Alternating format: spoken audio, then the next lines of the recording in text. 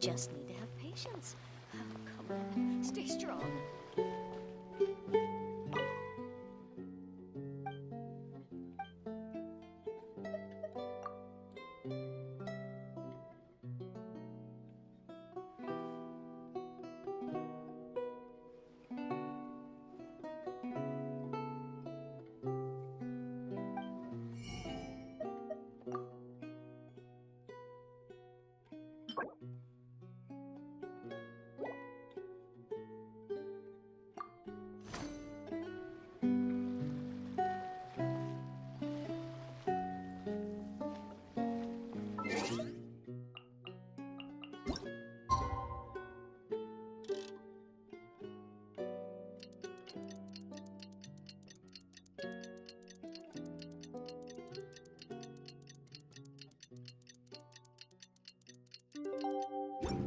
I see the value in my own work, but I also I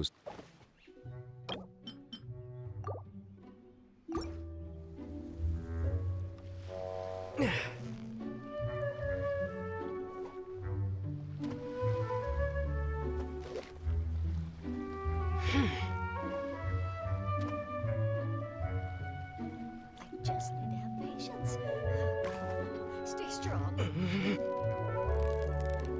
Steady now! It's the final stretch! What is it? What is it? Is it another Paimon?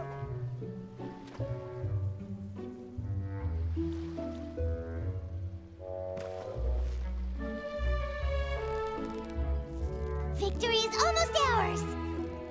Whoa! Nice catch! I just need to have patience. Oh, come on. Stay strong.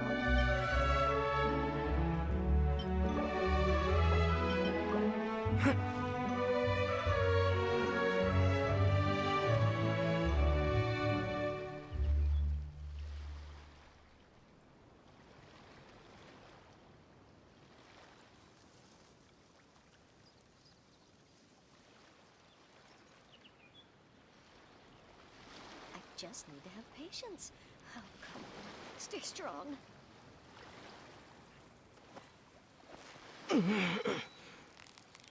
Steady now! It's the final stretch! What is it? What is it? Is it another Paimon?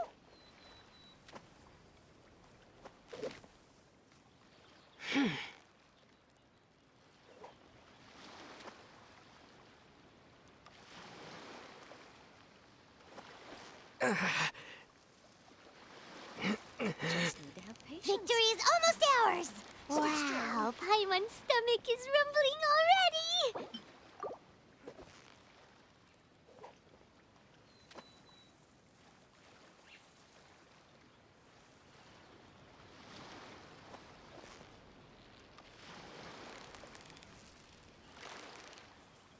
Steady now! It's the final stretch! Wow, Paimon's stomach is rumbling already! Patience. Oh, come on. Stay strong.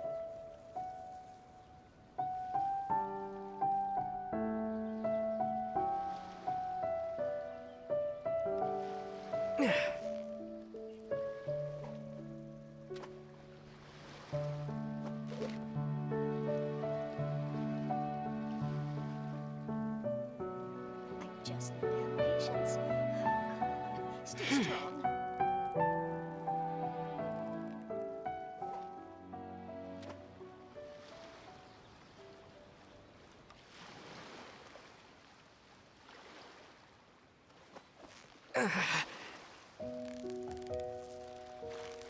Yeah, you nearly got him!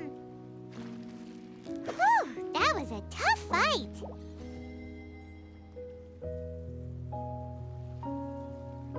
I just need to have patience. Oh, come on. Stay strong.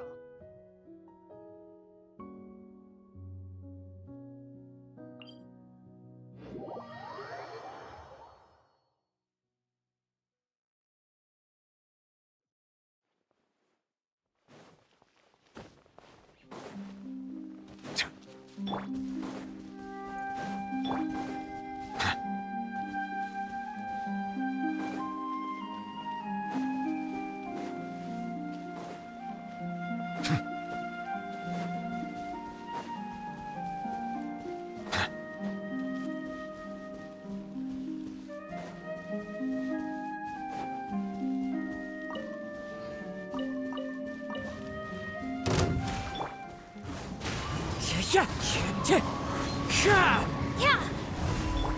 Silence!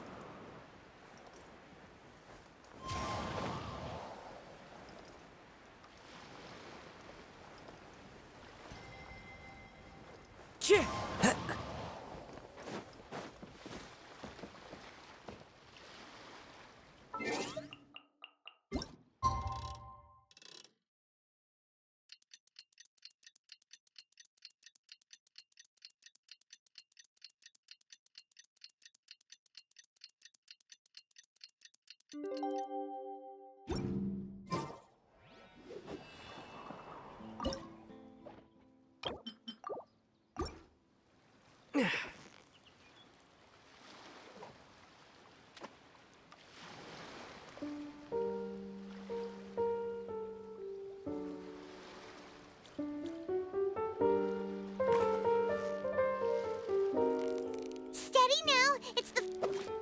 Whoa! Nice catch!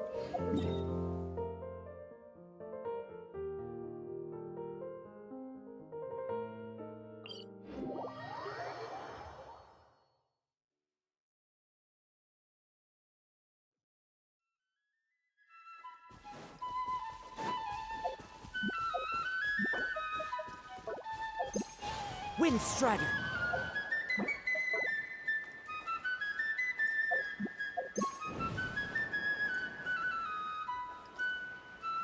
Yeah.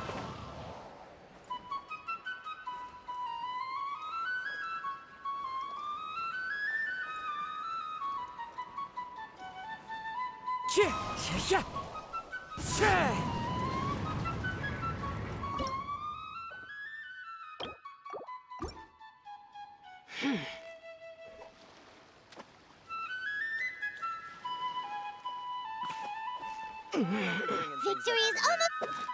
Wow, Paimon's stomach is rumbling already!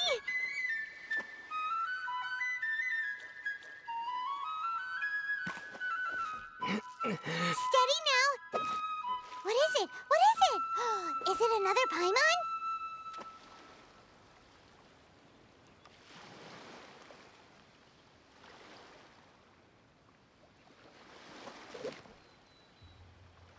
I only bring in things that have a name.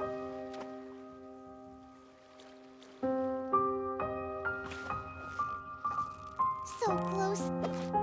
Whoa! Nice catch!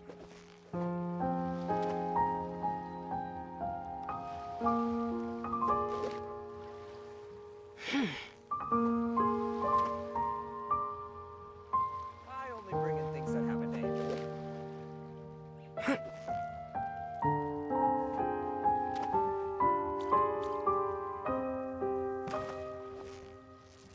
You've got it! Whew, that was a tough fight!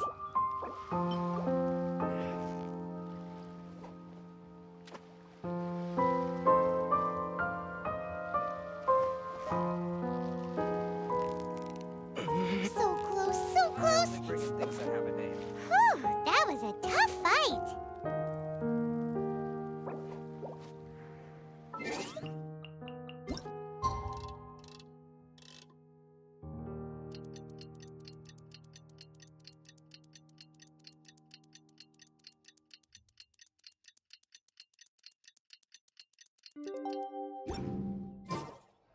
This scene.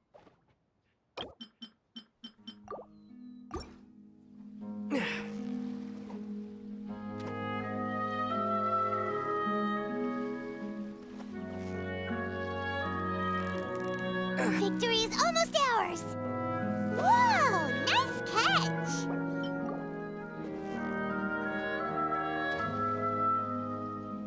I only bring in things that have a name. You've got it! You got it! Whoa! Nice catch!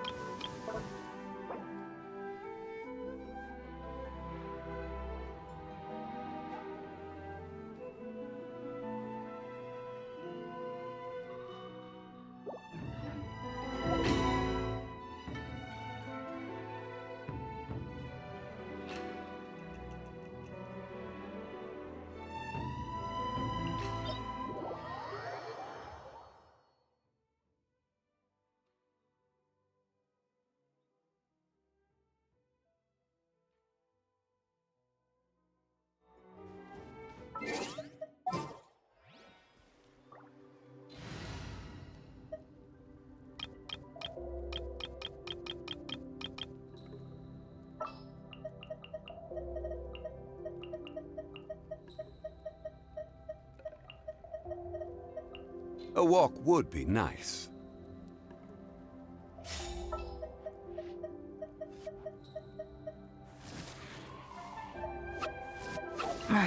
Don't tell me. Dissipate!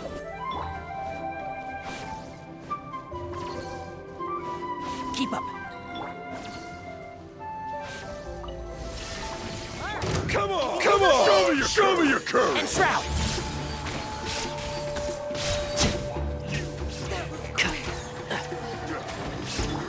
Shine down! Don't mind if I do. Let's do this. Stand with me! Hey! One with the force. So.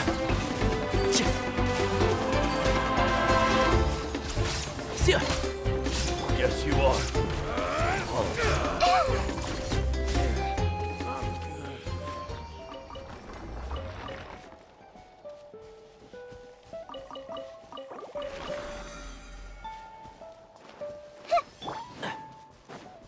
There is no escape!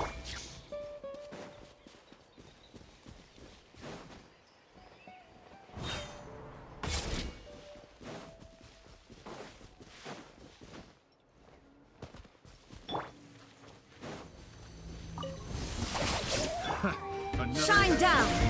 I see everything! I hear everything. Can't see? Another test. Hey!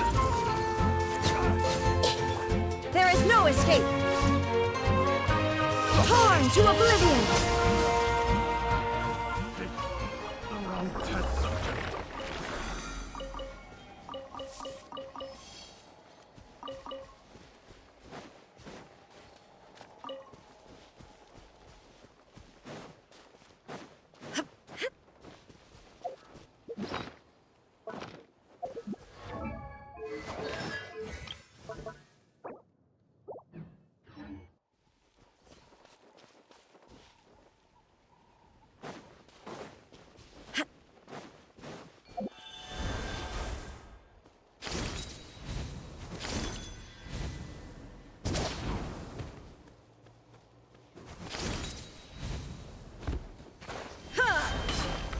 Illusion shattered! You put up a good fight. I see everything! I'll uproot you! Finish this in So. Hey! Jump! Now you shall perish!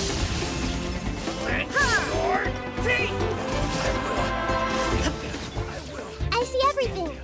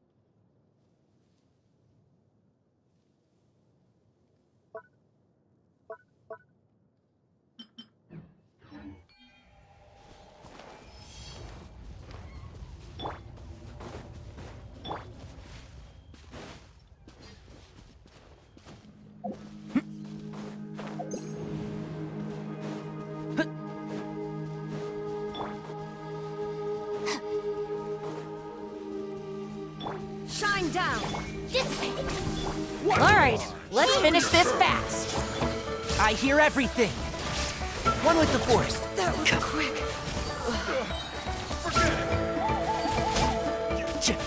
Sir.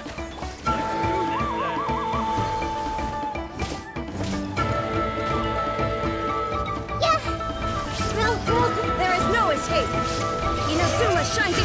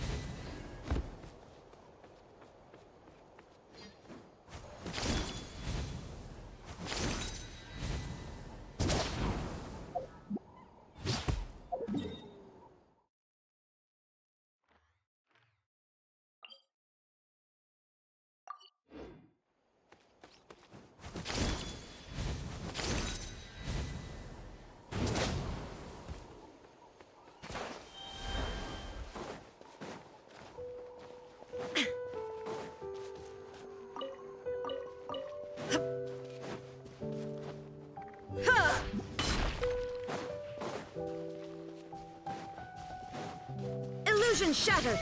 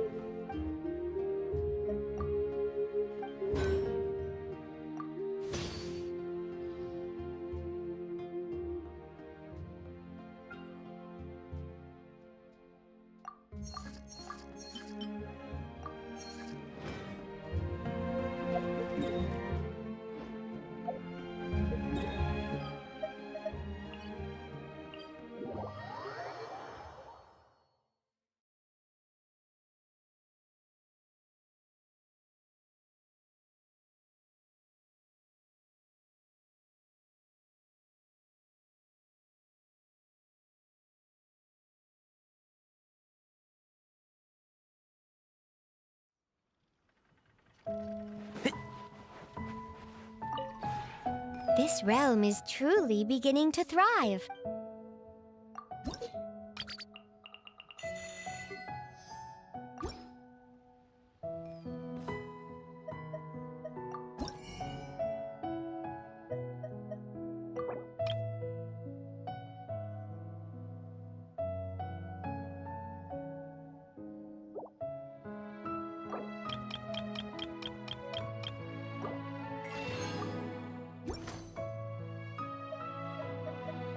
If you ever had...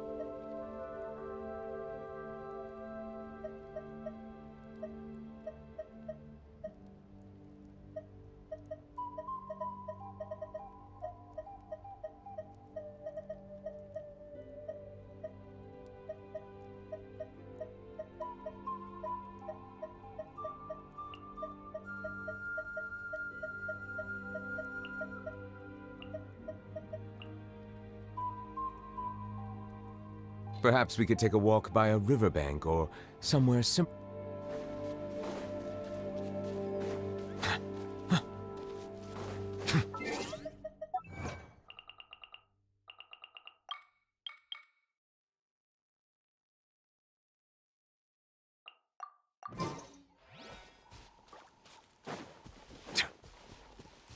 Get frostbite. Uninvited guests.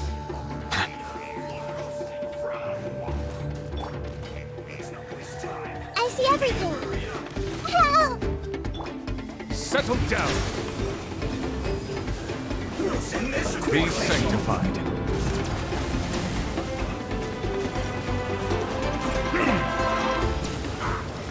Frozen. I'm going in! As one with wind and cloud. One with nature. Sha! The Temple of Wisdom. Silence!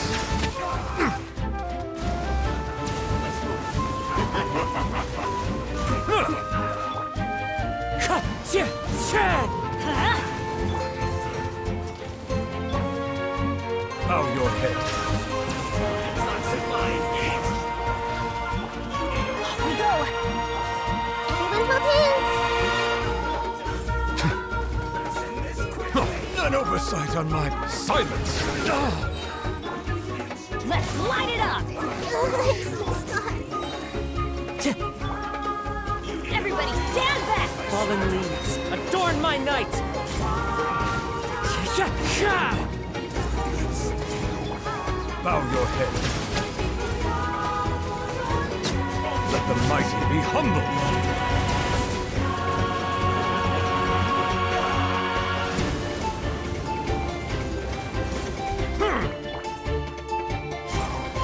Sha!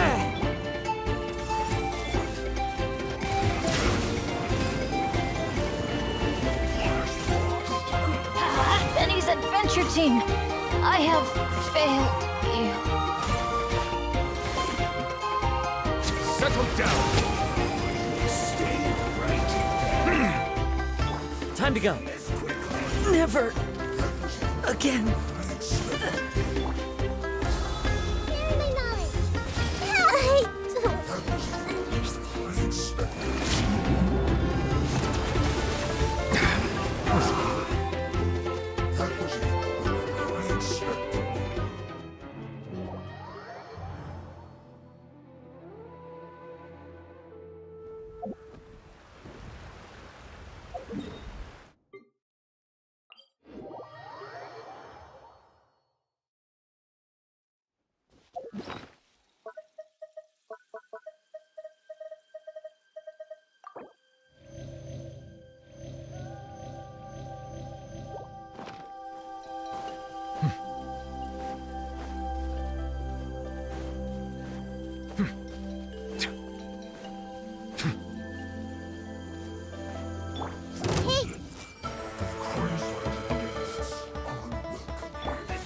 Bow your head.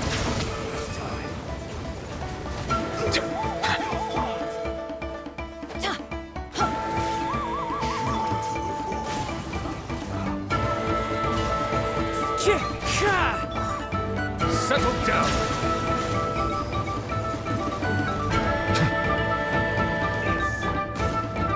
Let's light it up!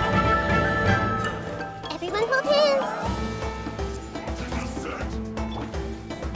Bow your head.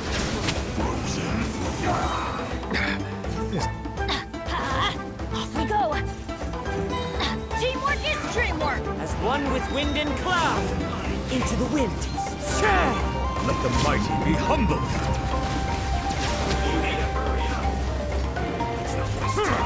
Let's end this quickly. Sha! Sha! Bowing anywhere. Hey, the Temple of Wisdom. Silence. Commit it to memory. Wind Strider. Sha!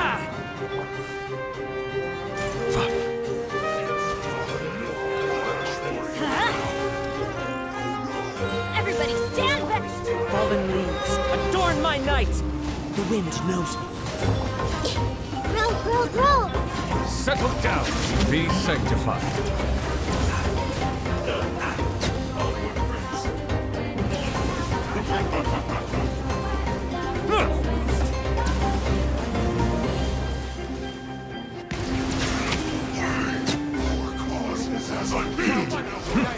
When the tide comes in, I shall return.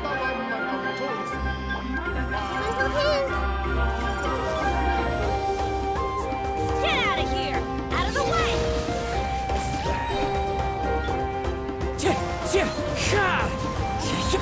I'm going in! As one with wind and cloud. Into the wind. This way, Turtle. Make yourselves at home.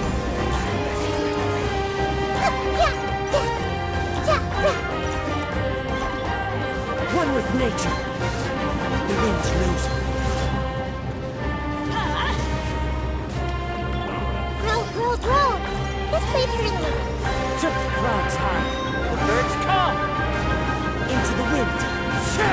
Grow, grow, grow.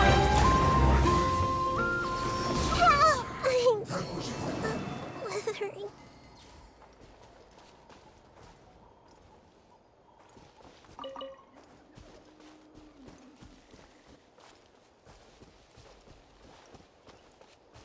One with nature.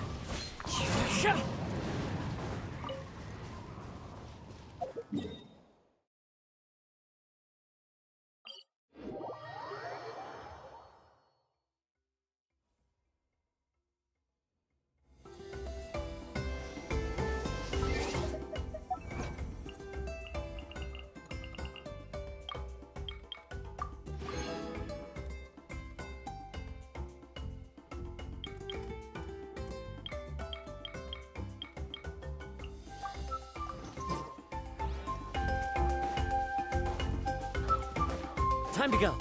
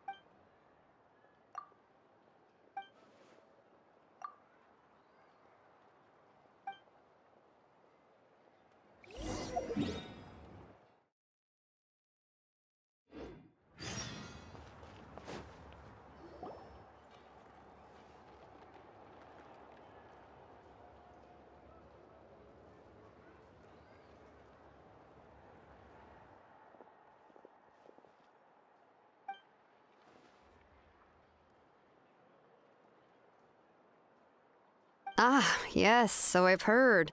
So young, and yet you've already got quite the reputation. Wait, are you Outlanders? Yep, we're travelers who just arrived in Natland not too long ago. No, I mean, I was aware that you're travelers. It's just no one told me that you're Outlanders.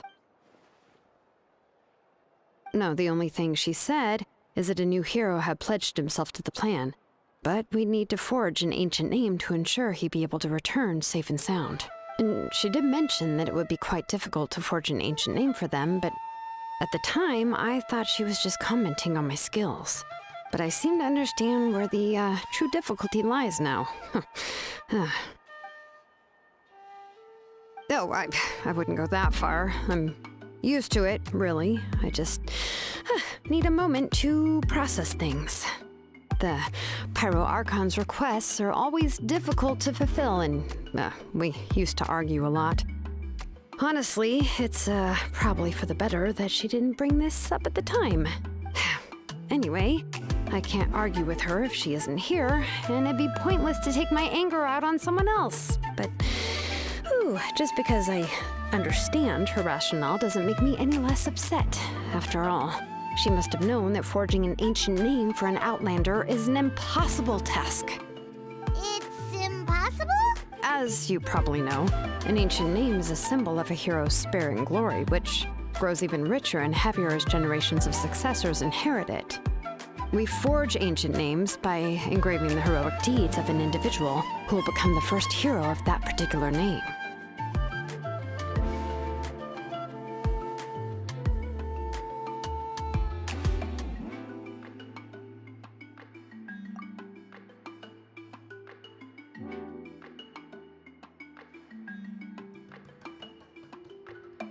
But they were all performed outside of Natlan, correct?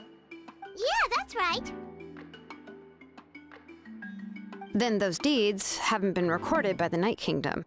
To take it one step further, even if you had performed heroic deeds in Natlan, as an Outlander, your actions still wouldn't have been recorded by our lands.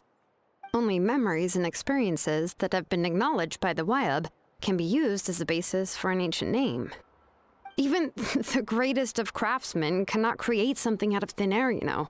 That's just how it is. Seems the Wyab don't want just anyone to get a name, huh? Mawika, of all people, should know better than anyone, yet she's still entrusted the task of forging the ancient name to me. Oh, Paimon gets it. Nobody's happy being asked to do the impossible.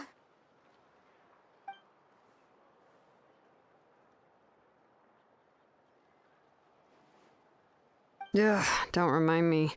Let's just focus on how we can pull this off. How to achieve the impossible. You mean you're already willing to accept the task? Well, what else can I do? What's happened is already done, and it's not like I can outright defy the order of my Archon. If she gave me this order, then she believes the ancient name is an indispensable part of her plan, and that I'll be able to find a way to make it happen. In other words, the order is an affirmation of my abilities. Whoa, not only has she accepted the task, but now she's looking for silver linings?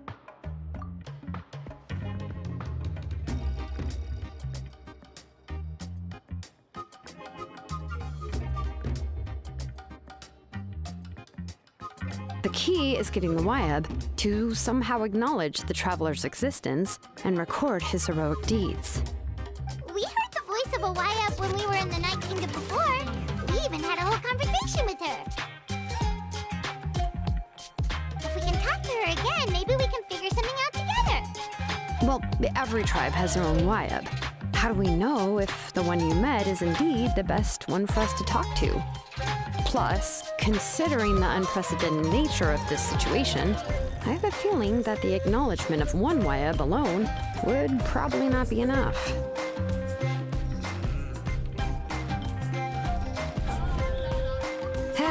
I don't know. That requires a level of knowledge that I do not possess.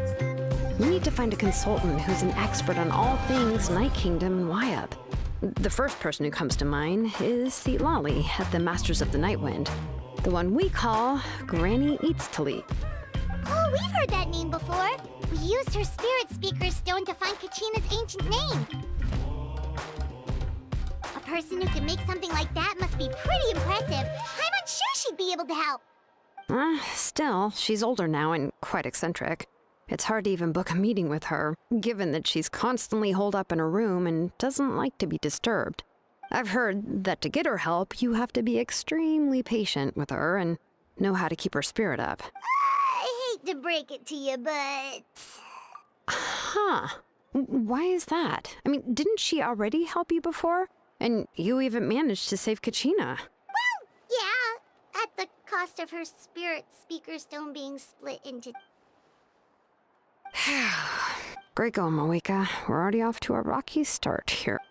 In that case, I guess your only option is to try to emphasize that this is an important order from the Pyro Archon. Hopefully, Seat Lolly would still want to show respect to the Archon. I'll also write you a letter on your behalf.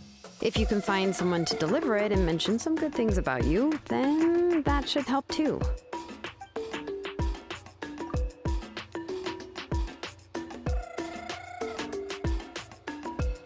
Paimon sure hopes a Hal won't interrupt when he's talking, though. All right, Kaniche is a seasoned negotiator. I trust that he'll know the best things to say. Please just give me a moment to write the letter, and we can meet up near the Statue of the Seven later. Sounds good. We'll take a stroll in the meantime.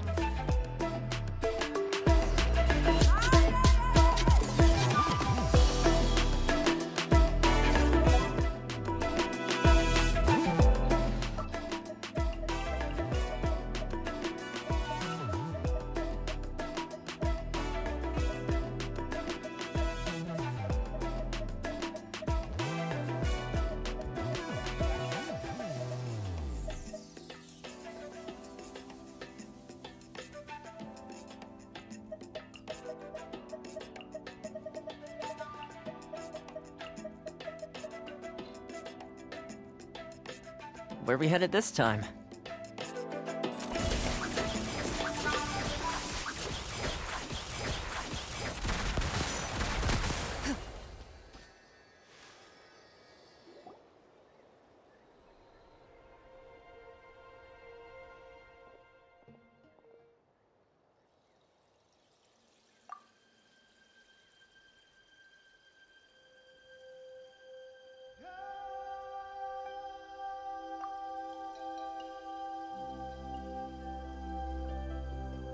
I'm sorry to put this on you, Kaniche. It's just that you're probably the only person who knows how to deal with her.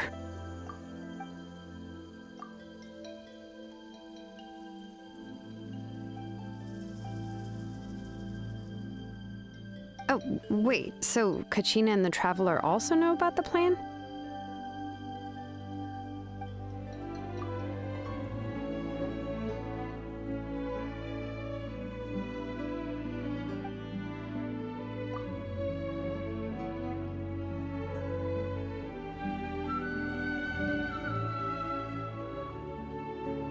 Right. She mentioned there are 6 heroes and that Shilonen is one of 4 that have already been acknowledged.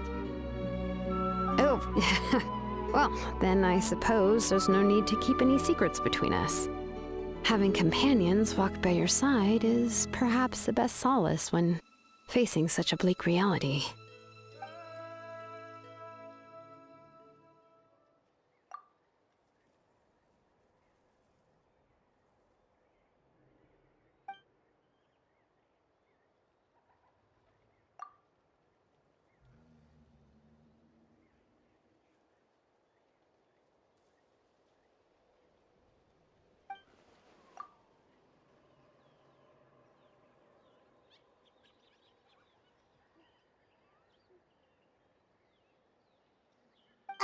Seat Lolly knows him too?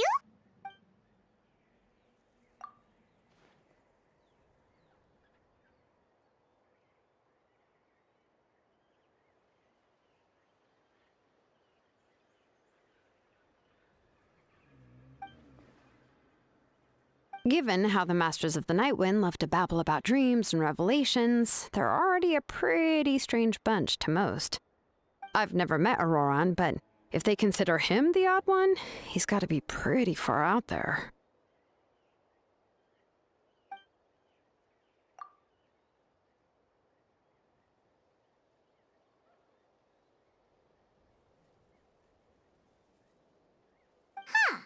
Makes sense. But Paimon wonders how Seat Lally could be the first one to notice Auroron's disappearance if she spends the whole day in her room.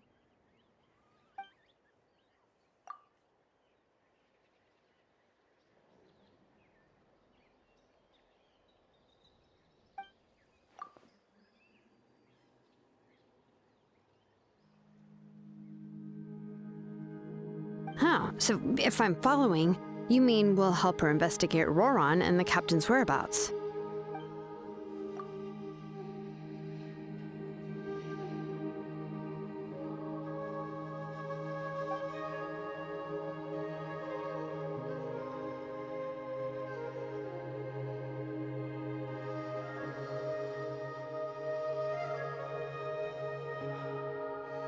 Yeah!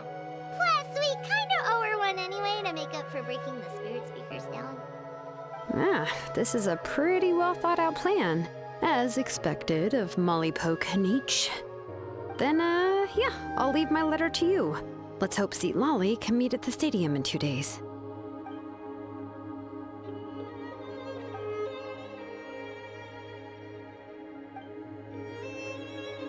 Okay, then let's part ways for now.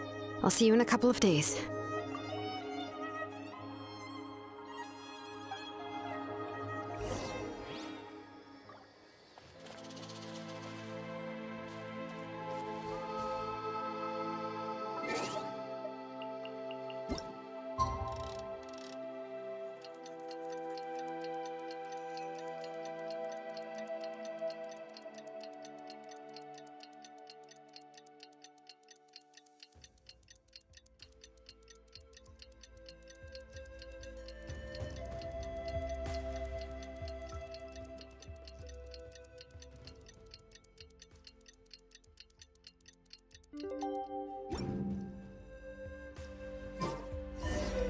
Oh, it's time to meet up with Shilonen. Let's ask her how things have been going.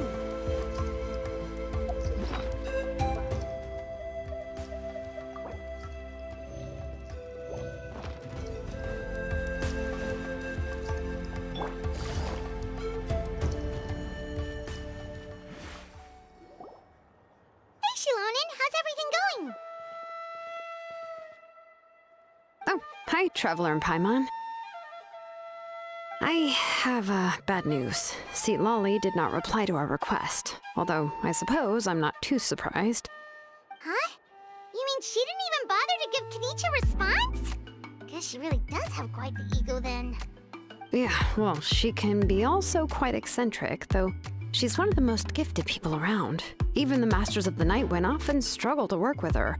My guess is that she probably has other reasons for not deigning us with a response. But let's go to the stadium and see if we can meet her there. If we do get a chance to talk to her in person, we can still try to work something out. That's true. Let's go!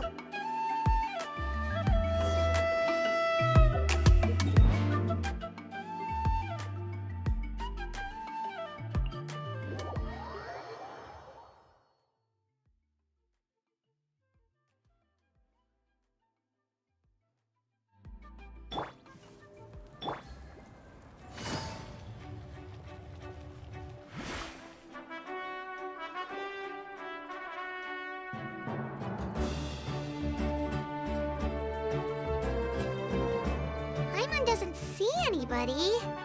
Seems she's just not gonna show up, huh?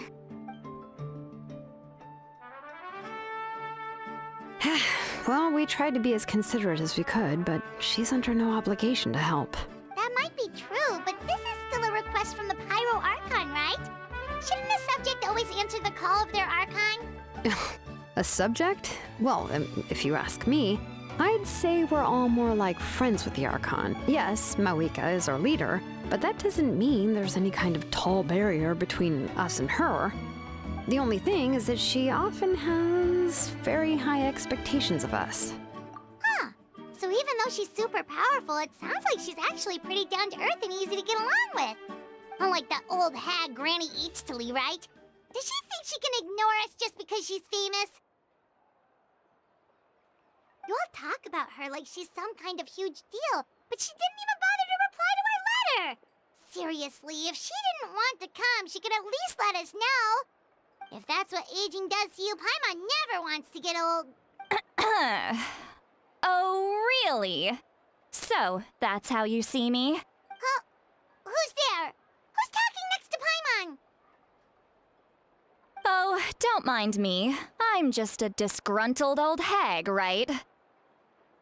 Come on, relax. I'm sure my bark's worse than my bite. Huh? Seatlali. Wait, you're Seatlali? You're Granny Eatstly? Yes, Granny Eatsley. But emphasis on Eatsley, not Granny. You must know this trope from light novels, surely. They use it all the time. The young man who's actually the oldest person in the room.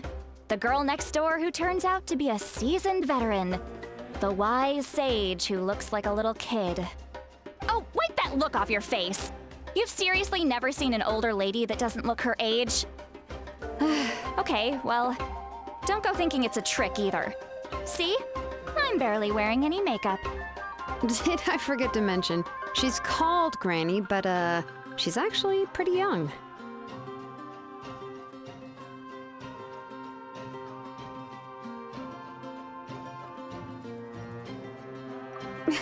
It was an honest mistake. I guess we've just gotten used to it.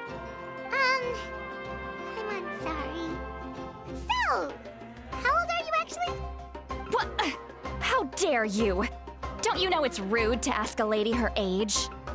Paimon really didn't mean to offend you, it's just that your case seems really unique.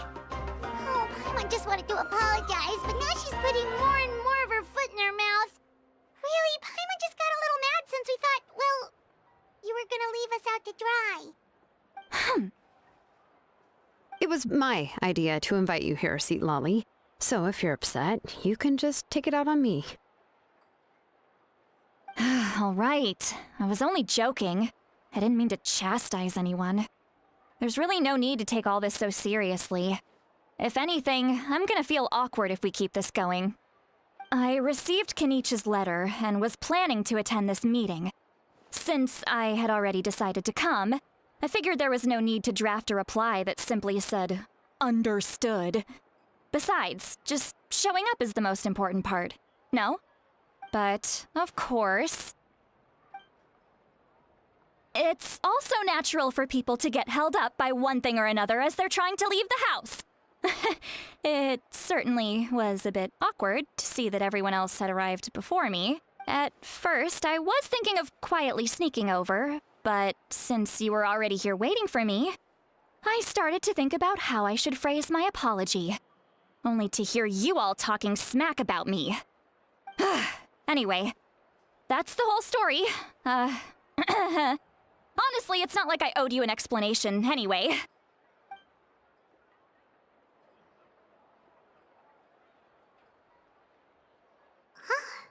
What's with that expression? Was she feeling embarrassed just now?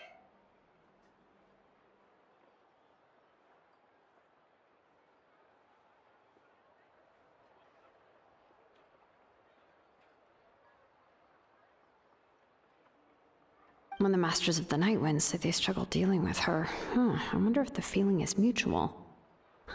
She seems to be pretty awkward herself. Everything she does and says seems a little forced. Anyway, Shilonen, I heard that you require my help in crafting an ancient name. Correct. The situation isn't like anything we've handled before. Let me explain. I see. So Mawika has asked you to forge an ancient name for an Outlander. Well, that would be a first. And you've also heard all about Auroron. I must say, he's always been a good kid. I can't see him joining the Fatui of his own volition. He must have been coerced somehow. Yeah, that's what we came here to ask you. We'll help bring Auroron back if you help us solve the problems of forging the ancient name. What do you think? I suppose I'll just call you Traveler for now. Traveler, come here.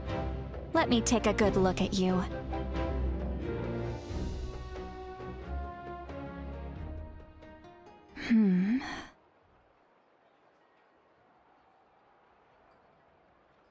Wealth leads to unending conflicts between people. Yet you alone transcend the value of gold. Baleful thunder and wrathful waves bring terror to mortal hearts. Yet again and again, you've braved them to find new worlds. O weary yet free soul, even the most verdant leaf in the forest will pray for your happiness and safe passage. Those are all the things that I could see in you. You've experienced far more than even most mortals could dream of. You possess the heart of a sincere hero, along with the conviction to lift a torch above your head and walk headlong into the night. Huh? Don't move. There's something here. Huh? What thing? Don't scare Paimon. Is the traveler gonna be okay? Shoo! That should do it. You've just returned from the Night Kingdom, so some fragments of souls were still stuck to your body. No need to worry. I've just cleared out the last of them. Isn't that kinda like having part of a ghost come back with you? It's nothing as serious as that. If left unattended, the most it could do is stir up some chaos in your mind, and generally worsen your mood. Well, in that case, better to get rid of them. It was nothing. Shilonen, let's follow your proposal. Once you've brought Auroran back, I'll take you to see the Lord of the Night. The Lord of the Night? But don't we need to talk to the Wyab of the tribes? Something this important is beyond their jurisdiction. Only the Lord of the Night can decide whether we can grant an ancient name to one who does not hail from our lands. The Lord of the Night is an ancient entity that rules over the entire Night Kingdom, constantly borrowing the power of the sacred flame to combat corrosion from the abyss. Oh, so you're basically saying it's even more powerful than the Wyab of the tribes. Well, that sort of makes sense, being the Lord of the entire Night Kingdom and all. Not exactly. It's not so much that one's more powerful than the other. But never mind. That's not important. It would take too much time to explain. Just listen carefully to what I'm about to tell you. The Lord of the Night is currently in a deep slumber, and we can only communicate with its consciousness while in a trance. In other words, in a dream. But I will need to prepare a few more things if we are to hold a ceremony to achieve the state of the trance. I'll make a list. Can any of you get everything for me? I can go. It'll probably be a long list, so better leave it to someone who knows all the local vendors. Sounds good. Then we'll go with St. Lolly to track down Auroran. Phew, the Fatui are nothing to scoff at, so please, be careful during your investigation. If you need any help, just come find me. Yep, we'll be sure to play it safe.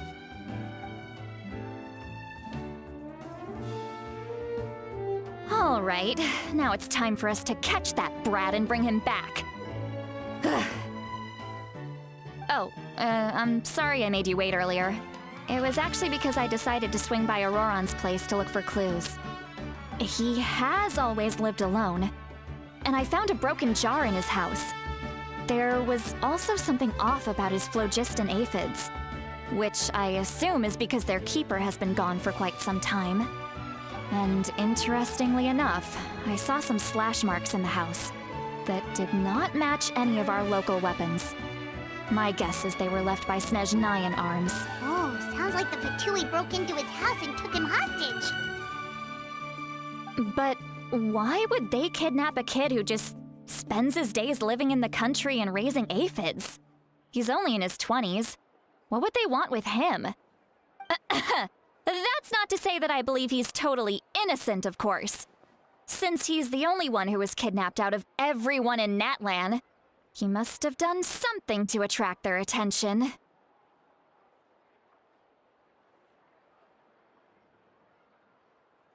In any case, we'll get to the bottom of this once we manage to get him back here. I'm truly sorry to put you two through all this trouble with me. But please help me get him back. You can count on us! All right, then let's start by heading to where Auroran was seen last.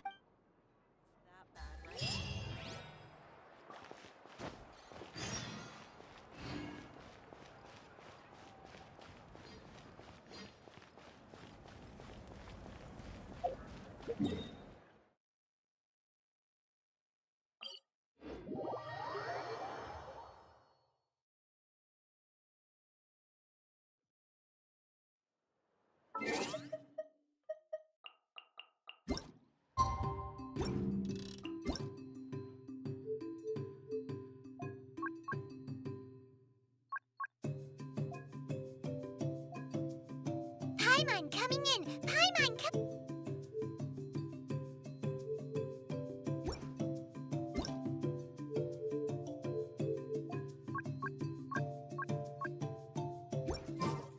I got a new letter from an informant. Looks like the situation has changed again.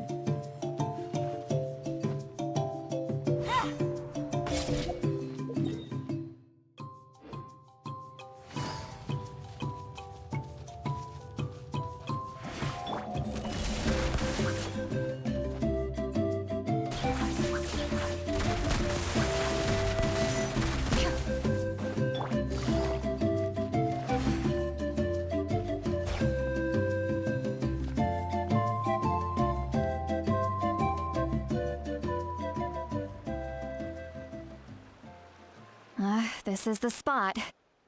An eyewitness claimed to have seen Auroron speaking to some Fatui soldiers here. I don't know how much you're willing to believe me, but Auroron really is a good kid. I see no reason why he'd suddenly get involved with the Fatui.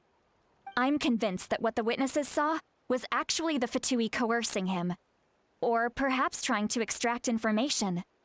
However, I doubt anyone would believe me, given there are no signs of a fight. Didn't Knight say that she's a big name in Natlan? Feels kinda weird to see her so frustrated and helpless like this.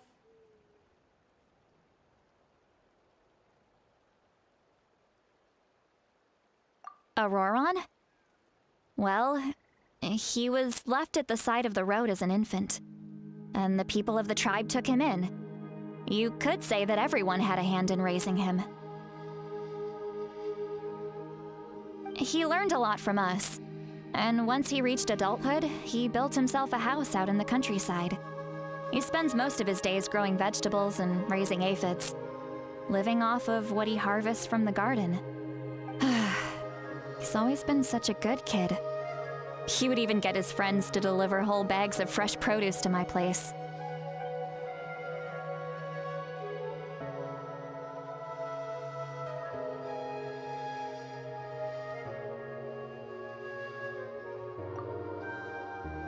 Oh well, let's keep looking. He can answer all of our questions once we find him. He's been raising phlogiston aphids for a long time, and since they were disturbed, they secreted a special type of phlogiston. We can use that substance to track his movements. Let's follow the phlogiston trail. Huh? What trail? Paimon doesn't see anything. Oh, right. I forgot your eyes don't naturally perceive such things. Here, give me your hand.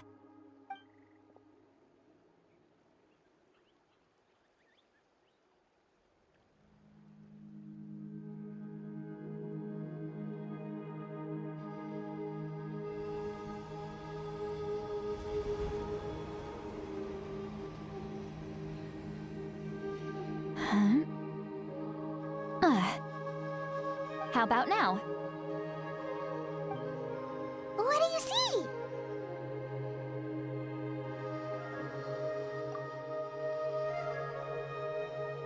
Whoa, Paimon can see it now too! That's right. I used a spell to temporarily transfer a portion of my senses to you.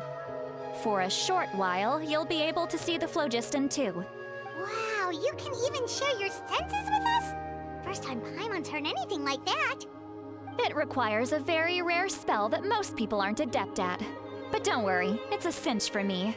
Between the two of you, it seems the Traveler's senses are a bit stronger than Paimon's. When I held your hand just now, I could sense that you've got a great affinity for phlogiston. You're extraordinarily gifted. Anyway, we'll need to use our vision now to track down Auroron. Good luck, you two. Over here, this way! See, Lolly might say a lot of deep and confusing stuff, but this spell of hers is really something. What was that? Oh, What does she mean by deep and confusing? As far as elderly shamans go, I'd say that I'm already pretty easy to talk to. Is there any other old hag who's as fluent in the language of the youth as me? But is my way of speaking still not trendy enough?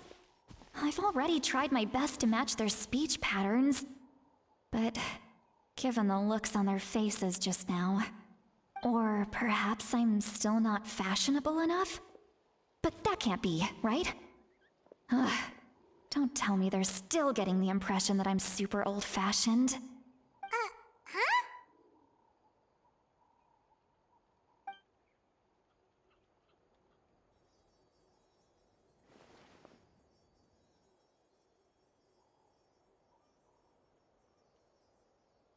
Was that Seat Lally's voice?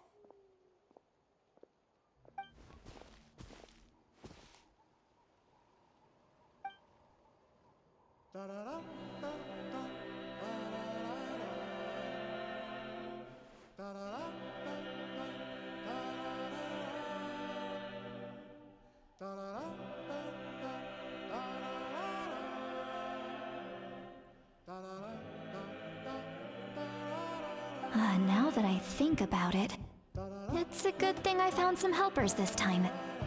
Some things are best done with the help of friends.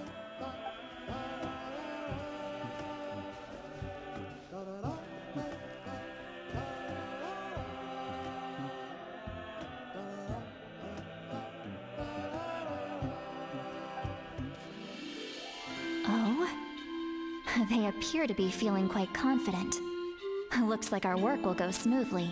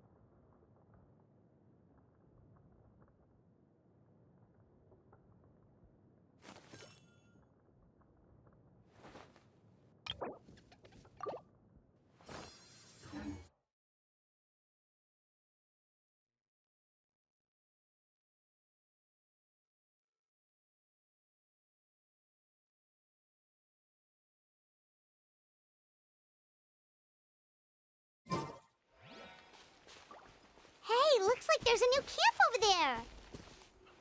Let's go take a look. That little brat, I swear. I just hope he hasn't gotten himself into any real trouble. Yep. Judging by Paimon's experience as a guide, it definitely looks like people set up camp here. Wait. The phlogiston here is a bit odd. Let me see. Paimon sees a small shape here. Could it be some sort of symbol? This is a distress signal for the Masters of the Night Wind. Only someone from our tribe would recognize it. So Auroron was indeed being threatened. We've got to find him, fast. Leaving such a subtle mark implies that he was trying to be discreet. In other words, he was probably under the Fatui's watch. If they notice us, we can just charge in and fight them to the death. But what if my darling grandson is also there? I can't have him caught in the crossfire. No, I've got to be careful. Otherwise he'd get hit as well. How annoying. No, I've got to stay calm and keep my composure.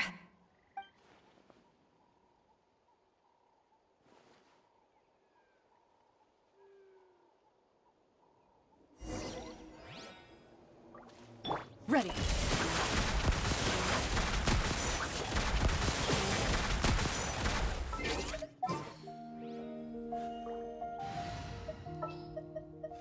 All right, let's head off.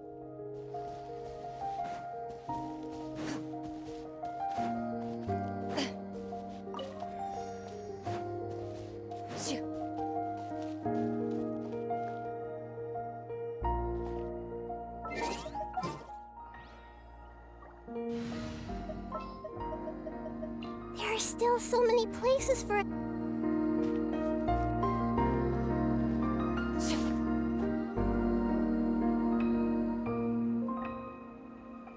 There are traces of people staying here, too! Wait a second. The phlogiston around here is jumbled up. I can also smell a mix of elements in the air. Pyro, electro, and some other elements as well. Kanich told us that you were super amazing. No wonder you can sense so many more things than us.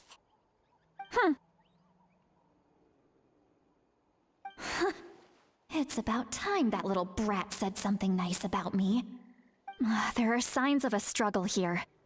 Judging from what's left on the scene, there must have been a fight. But after that, the factions seem to have gone their separate ways. Both the phlogiston and the elemental traces in the air support that.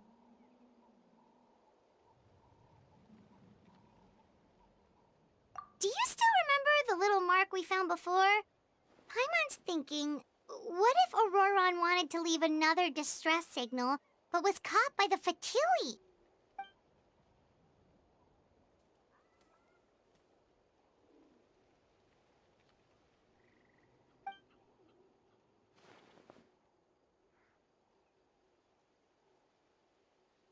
Given there are 2 signals leading from here, we should split up as well. I'll take this direction, and leave the other one to you. Let's meet up again later.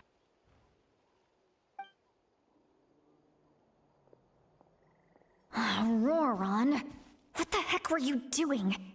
It's one thing to trouble me, but now I had to bring other people into this as well. You little brat. And off she goes! Traveler, did you hear all of that as well? Once Seatlolly left, that voice went away as well. Paimon even tried calling her name inside Paimon's head, but there was no response. So you were thinking the same thing! Paimon also thought that if we could hear what she was thinking, then she could probably also hear what we were thinking in our heads. She did say that she was quite adept at this spell, and it doesn't sound like she's had any trouble with it in the past. Huh, maybe we're a special case and can hear her thoughts as a side effect. If you think about it, she's really got a lively inner world. It paints quite a different picture from Paimon's first impression of her.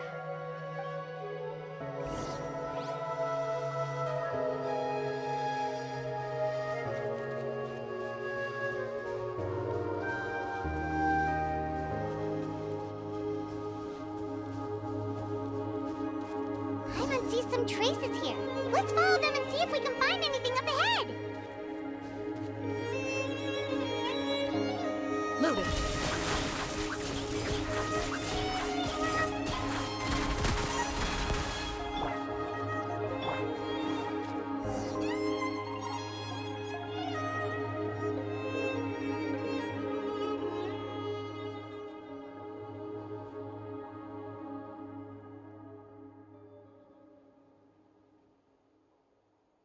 Did you find something?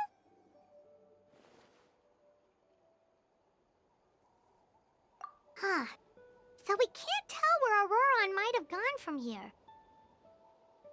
That's weird. The phlogiston trail suddenly stops. We can't make anything of these footprints either. But he can't have just evaporated into thin air, right? We know he wasn't alone. He had all those Fatui with him. So, you can hear the sounds of the wind from beneath the earth.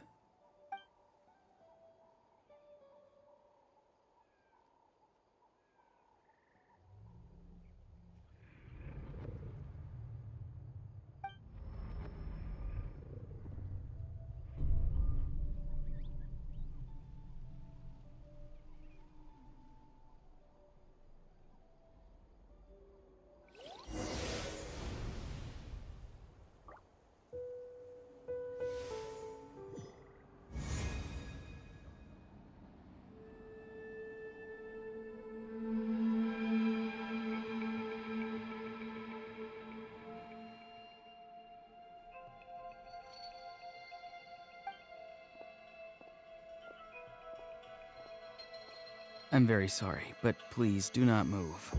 I have no desire to hurt you.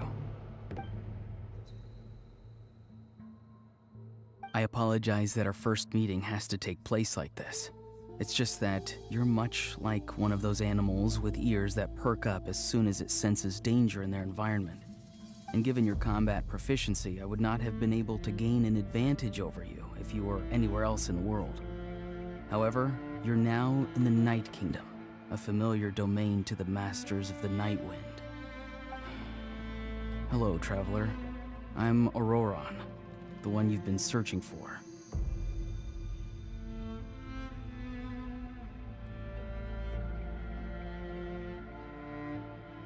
Ah, the Fatui's custody.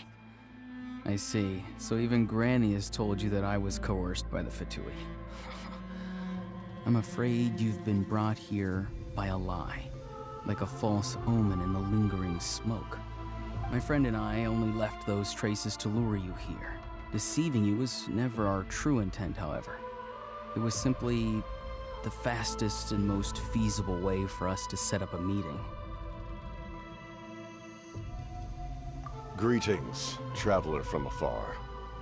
Be careful with this traveler. His soul is temporarily restrained by us, and it appears to have become more fragile in the process. It's taking all my concentration to hold on to him. It was I who tasked Auroron with leaving the traces to lead you here, and I who used the Master's ritual to bring your soul to the Night Kingdom.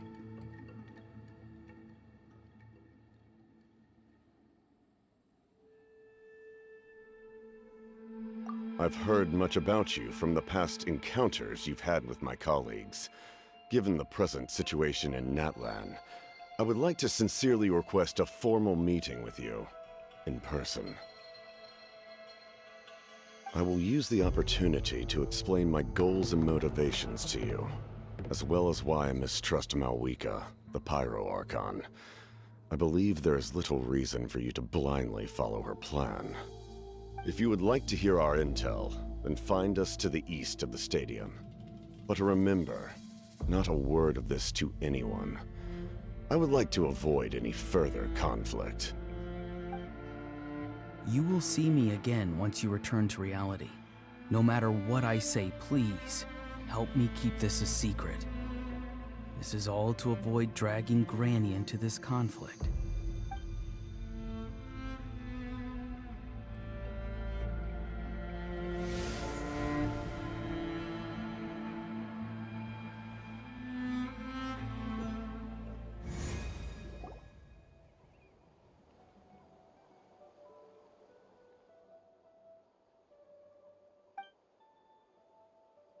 Hey, what happened just now? You suddenly collapsed and stopped responding.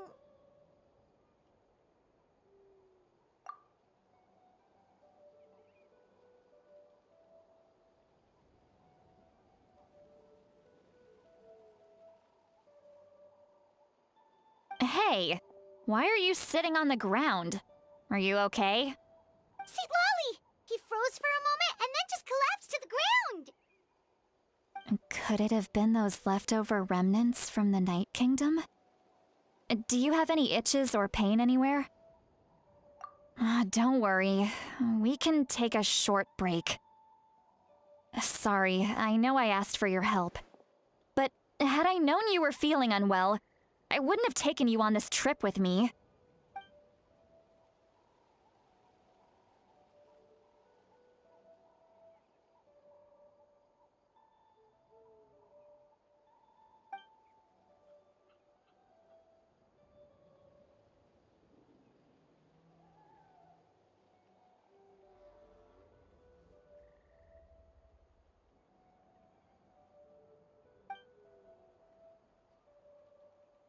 If you're feeling sick, you should just say so. See, Lolly should be able to, exorcise any ghosts or weird stuff that you picked up in the Night Kingdom. A seasoned traveler must know the importance of not pushing yourself beyond your limit. If you need anything from me, just say the word.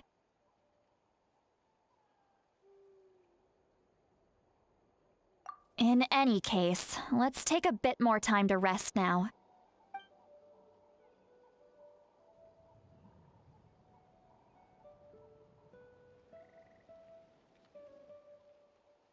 Need to be more careful next time. Feeling better yet, Traveler? All right, let's get ready.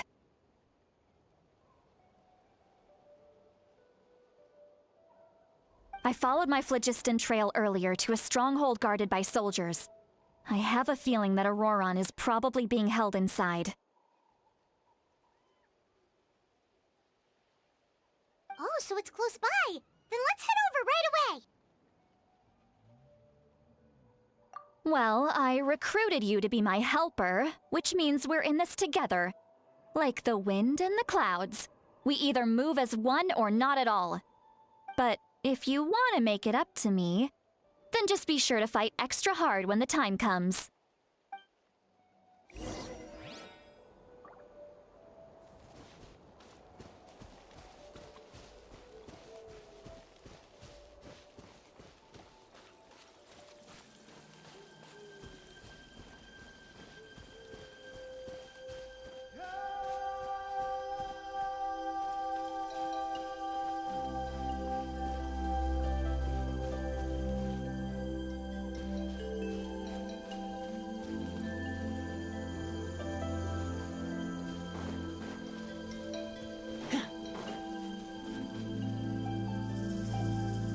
Look over there. Huh? Paimon thinks she sees someone in the middle of the camp. That's Auroron. So he really was taken by the Fatui.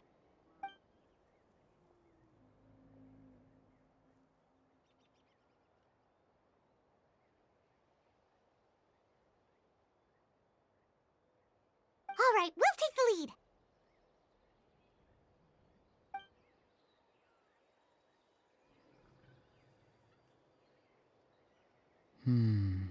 Hey, quit daydreaming. Don't you have work to do? I cannot see the sun. What? Without the sun, I cannot see the truth. You are currently blocking the light, so I must beseech you to move aside. Huh? What? Huh? Okay, Mr. Philosopher. That's enough mumbo-jumbo. Wow. I'm going to rip that guy's head right off. See, Lolly's struggling to control her temper now. Are you ready? Let's go kick their butts. On my count. 3, 2, 1! Still trying to resist? You've got no idea who you're up against. Busted. Game's up. Time's over. Into the shadows.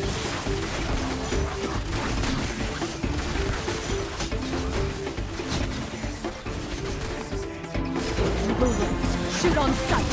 This way, Period. Check this out.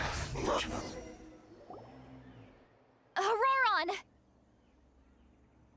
Granny! Paimon knows she's called Granny Eats to Lead, but it's still kind of weird hearing someone actually call her Granny. And greetings to you too, Gramps.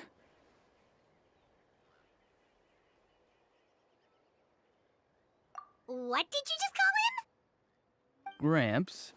Is that not right? You're Granny's friend, are you not?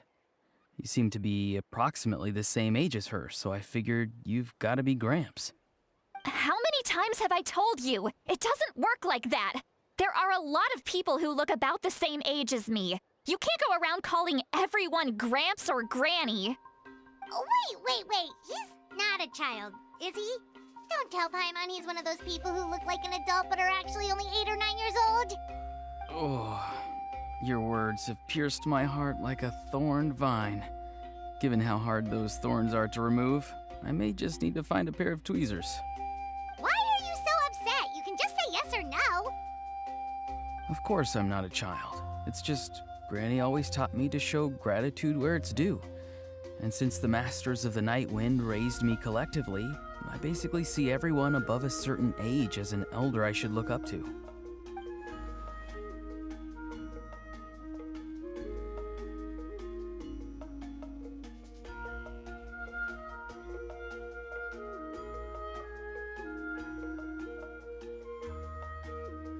Exactly.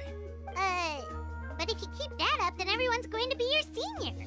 And do you think saying all of this is gonna save you from a scolding, Auroron? Haven't I told you 100 times since you were a kid? Heed the 3 warnings. Be wary of beasts prowling around, scammers looking for their next victim, and strange people who appear out of nowhere. Oh, so you do remember, and you just chose to ignore them. I always knew that living on your own was going to get you into trouble sooner or later. But getting kidnapped? That really takes the cake. You won't always be able to rely on other people coming to your rescue, you know. You're just lucky we got here when we did. Or we might be launching another search and rescue operation to find out where they put your severed head. I'm sorry, Granny. I'll be more careful next time. Next time? Oh, good one. You think there'll be a next time after this? Not a chance. They didn't hurt you, did they? No, they just asked me a lot of questions about Natlan's terrain and made me draw a map of the ley line distribution. Okay, now answer me honestly. Were you the one who helped the captain escape after his battle with the Pyro Archon? Yes. So why did you do it? Because they said they would need my help from there on out. They also said that if I refused, they'd just come to you, Granny, and they'd already figured out a way to make you do their bidding. Hey! I'm no ordinary Granny! Would they really dare to come after me? And you! Did the gods give you a brain just for you to not use it? Did you really believe everything they said at face value, and not stop to think? Thankfully, the Pyro Archon only asked that we find the mysterious individual from the Masters of the Nightwind, and didn't slap your name on a wanted poster. Don't think for a second that she doesn't know what's happening. Even if the truth that you see will soon manifest into reality, there is still no need to preemptively panic. Have you forgotten the words that I've taught you? I'm sorry. Forget it. We can submit the details of this camp and the defeated Fatui as evidence of your innocence. Let's clean this place up and get back to the city.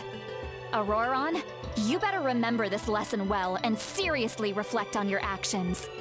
Also, once we return to the city, come to the Speaker's chamber with me.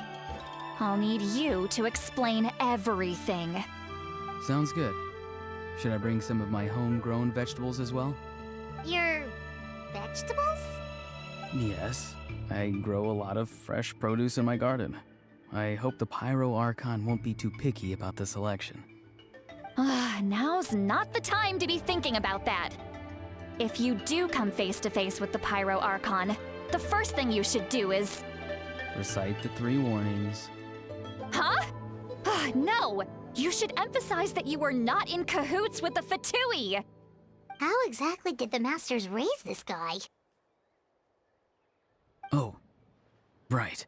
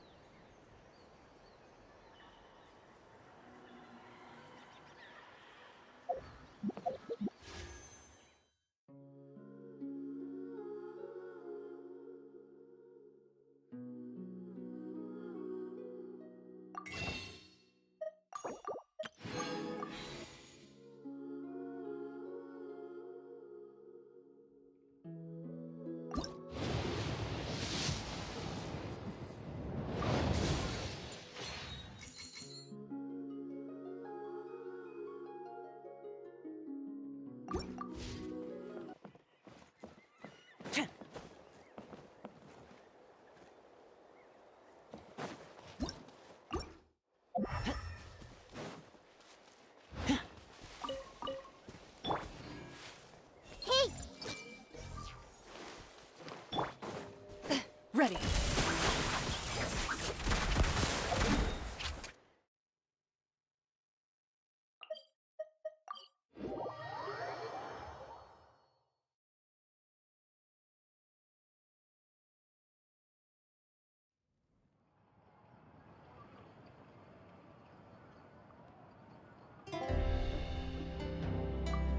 I see. So Auroron came to the captain's rescue because he promised to help him in exchange for Citlali's safety. That's right.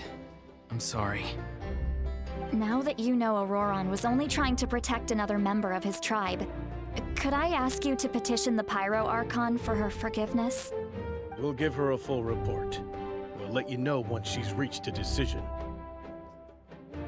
Will I need to stay here? Technically, yes. But if Miss Citlali is willing to serve as your guarantor, then we can release you from custody. Sure. I'd be happy to do that. I don't have any more time to waste here. I still have other things to do. Understood. Thank you very much. Mr. Auroron, please report back to the Speaker's chamber as soon as you've received notice of the Archon's decision. I understand. Thank you. And thank you too, Granny. Whew. Well, at least you won't need to hide your face anymore. Traveler, Paimon, thank you very much for your help. And don't worry, I haven't forgotten about my side of the deal. Once Auroron is settled, I'll go talk to Shilonen and get started on forging an ancient name for you. Oh, thank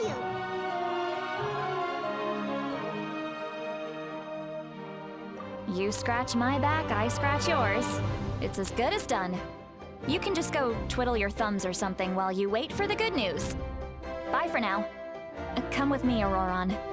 We've got to find you a place to stay for the night. Goodbye, Gramps.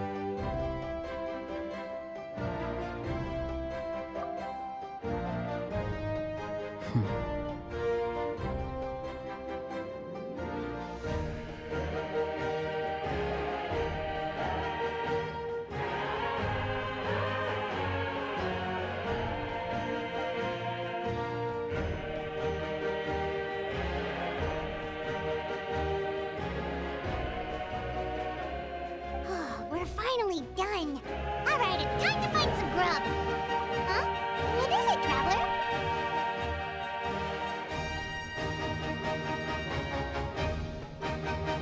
What? That captain? Sorry. Paimon just didn't see that coming. So you really saw him in the Night Kingdom? And he didn't attack you? Oh, that Auroron, what is he up to?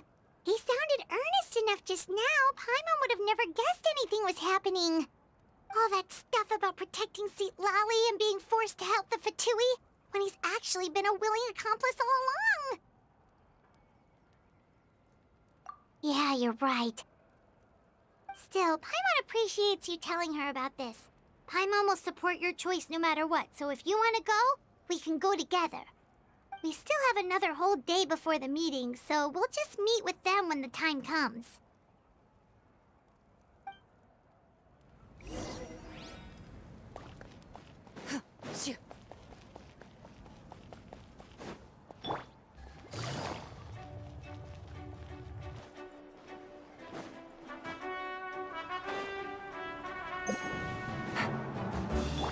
Into the shadows.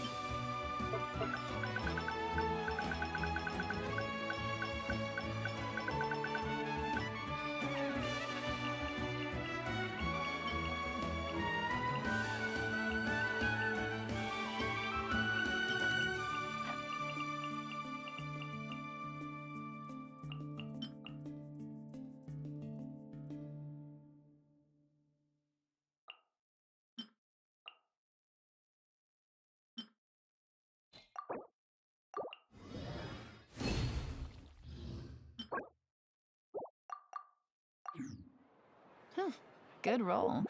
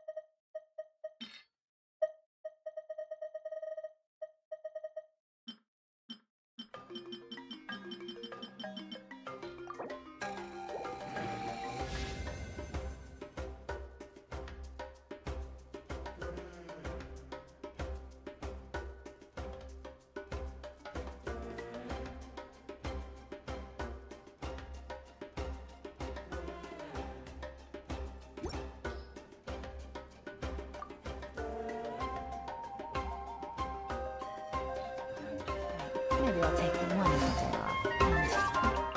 And get the rest of the...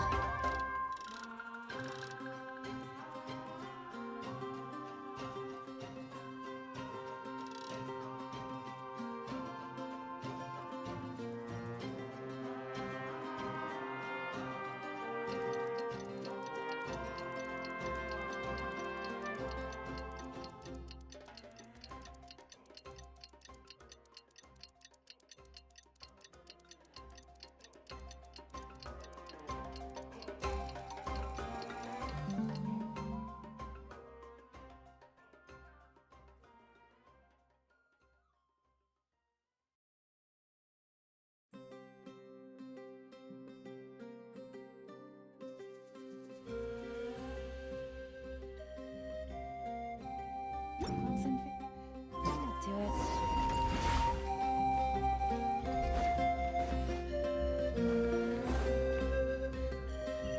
Take it easy.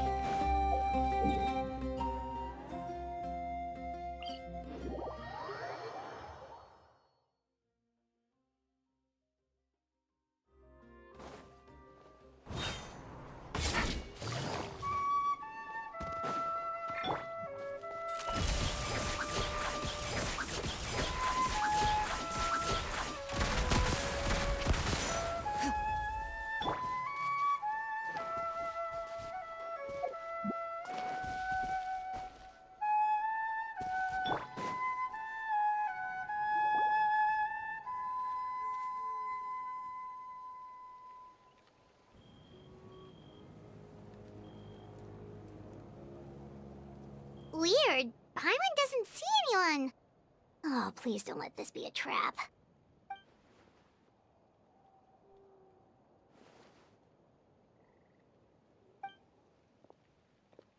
What was that? Good evening. Nice to see you again.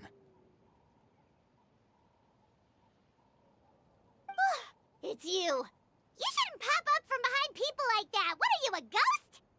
I'm terribly sorry. It's just a force of habit. Ugh, and what's with you apologizing all the time? You sound so polite and honest, but you're actually doing shady stuff behind people's backs. You're right. Granny tells me that too. Huh. Come to think of it, you remind me of her. Sometimes you two sound really similar, you know. Oh, so you're gonna call Paimon Granny too now?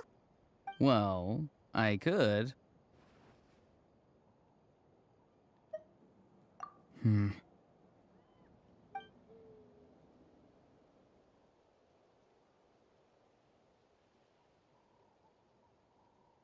It's all clear. Over to you. Excellent. The fact that you showed up proves that I was right about your character.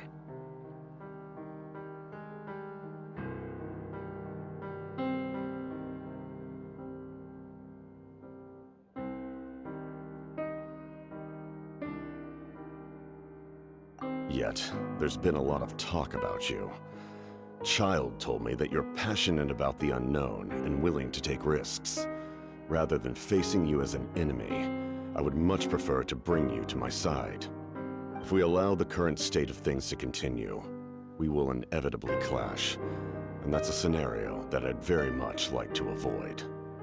I've long heard of your exploits across the nations. Though you have crossed swords with my colleagues many times, I know that you are by no means an unreasonable person. And once you've learned the truth that the Pyro Archon Malwika would never willingly share with you, you may just find it in your heart to consider my proposal. I assume you've already been informed of the Pyro Archon's plan. In order to defeat the Abyss and save Natlan, she still needs 2 more heroes to appear. Wait, how did you know that? Never mind. Guess that's not important now. I've long kept a close eye on her plan. To be frank, it's an exceedingly risky plan. Will the heroes really appear? And even if they come to her, will their power be enough to drive the Abyss back? If any part of the plan goes awry, all of Natlan, even all of Teyvat, will pay for her mistakes. Now, you may have been led to believe that this is the only plan available to her. But what if I told you she's had another emergency plan all along, the details of which she has chosen to keep hidden from you? An emergency plan? Yes. A way to keep Natlan intact, even if her original plan fails. But given the painful cost of its execution, she has chosen to keep it as a mere backup plan.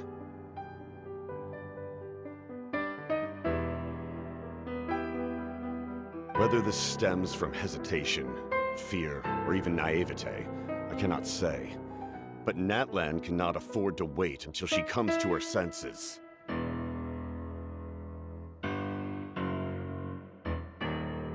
My fear is that given the enormity of the decision, she will be reluctant to confront the dire reality we face until it is too late. There will be no time left to execute the backup plan, and all of Natlan will be lost to the Abyss. We have to make the decision for her, here and now.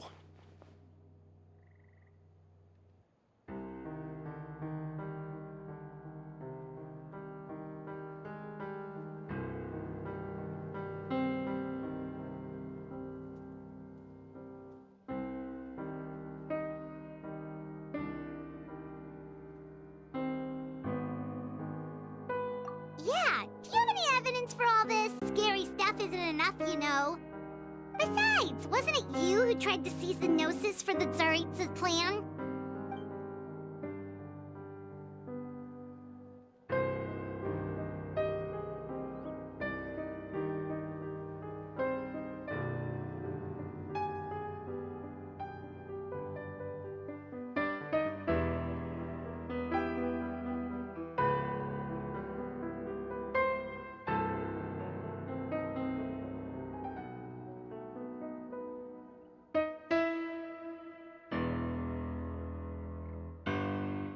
I knew you'd be clever enough to see. That's right. I did not seek the Gnosis for the Tsaritsa. Since I was defeated in battle, I must put to rest my thoughts about the Gnosis. But even so, my desire to save Natlan remains unchanged. And now, I have found a new way to solve the crisis. We can implement it immediately if we reach an agreement. Someone's here. Huh? The captain disappeared! Something is rapidly approaching. Oh no. Something? Bad news, chump. It's your granny. Oof. See, Lolly? When did you get here? I knew something was amiss after we were separated. Hidden ceremonial tools, an unconscious traveler. I must say, I'm very curious about what you're up to. How dare you go behind our backs like this, Auroron? Colluding with the Fatui? Really? Oh, here we go again. Cat got your tongue, huh? You really think you can avoid a scolding just by staying quiet? I'm not trying to avoid anything.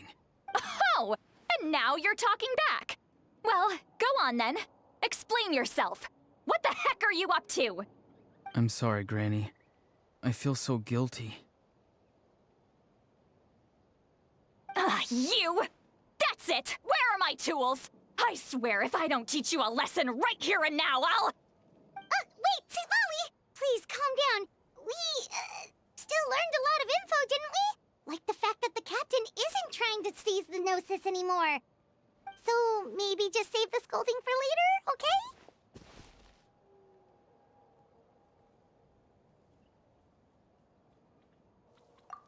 Listen well, Auroron. You're only getting out of this now because of the Traveler's plea. This isn't over. You hear me? You're right, Traveler. Let's go. We can discuss this more back in the city. You two keep an eye on Auroron for me, okay?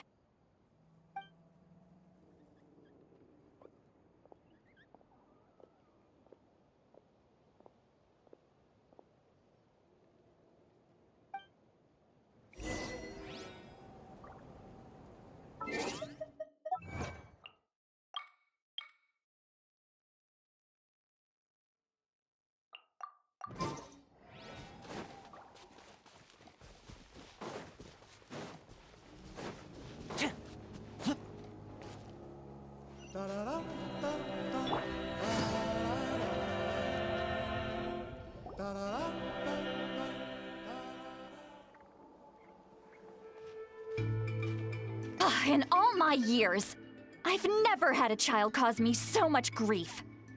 Do you seriously not see what's at stake here?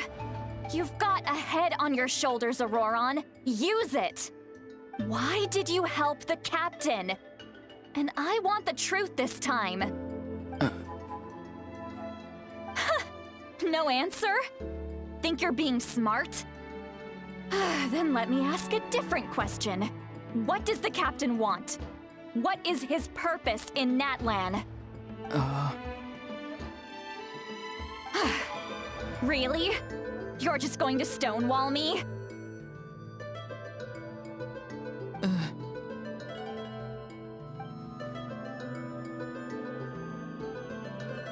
Just use your brain for a second. What do you possibly stand to gain by helping the captain? Only endless trouble awaits you and everyone in the tribe. You've always been a good kid. Why would you throw that all away now? If you're worried about something, just talk to me. Granny would much rather we had a conversation instead of constantly clashing like this. Why is he staring at us all of a sudden? I'm sorry that you have to hear all this. You're very kind. Most people would have fled by now. Not everyone can handle Granny's scolding. Oh? You dare gossip between yourselves instead of listening to me? You... Sorry, Granny. Sorry, Granny. Sorry, Granny. You know what? Fine. I'm perfectly aware that everything I say goes in one ear and out the other. You're all grown up now, so why would you listen to an old hag like me? You say all the right things, but then you go and completely ignore me. Well, if that's how you're going to treat me, you can stop sending Aoife over to my place to deliver your stupid vegetables! I don't need anything from you! Who's Aoife? A delivery person? That's irrelevant. The point is, he hangs out with this kid, so he must be no good. You kids get to a certain age and suddenly act like you know it all. There's nothing I can say to get through to you. Auroron, if you're still thinking about that so-called duty, then please, just forget about it. The ley lines did not fall to this state because of you. And we've long closed the book on that incident. Seems they've started talking about some kind of tribal history. I'm starting to get lost. That's not it, Granny.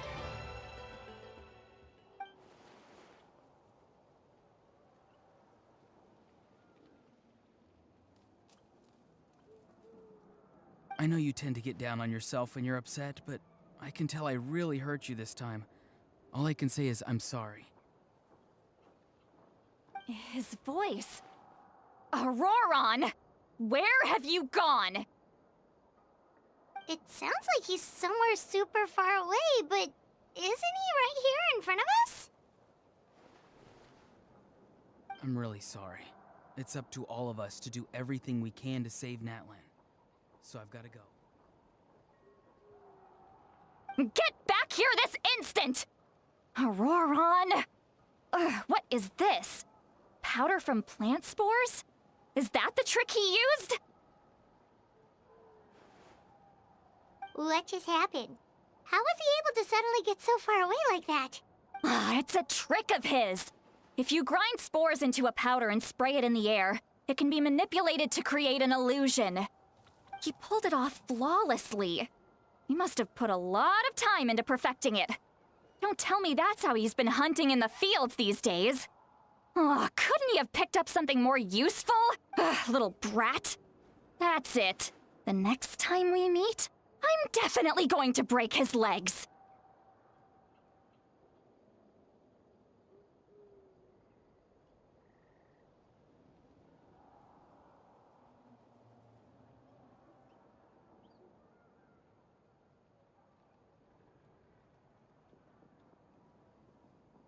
Whoa, that's a little extreme. But still, why does he feel like he needs to run from us? If his goal is also to protect Natlan, then can't we work together? I'm sorry for interrupting your conversation with them earlier. But even if you'd been able to hear them out, there's no guarantee you would have gained anything substantial. Auroron probably did everything he could to get away because he knew I'd get the truth out of him sooner or later. Ah, that brat. I swear.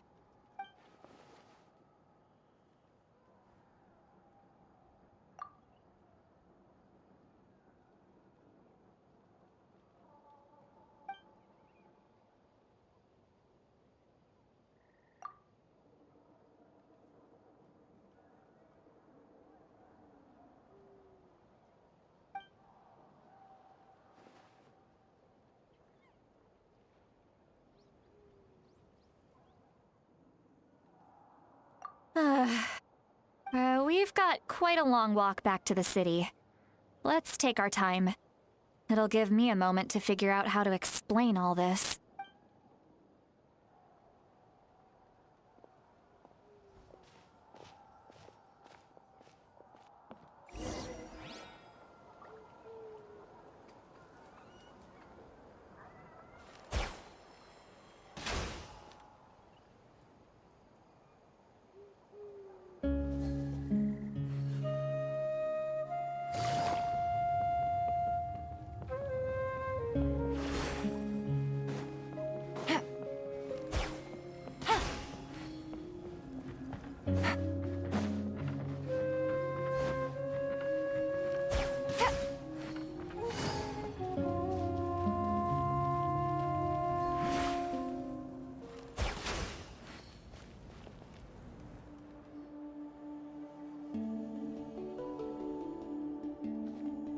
Do you two have some time?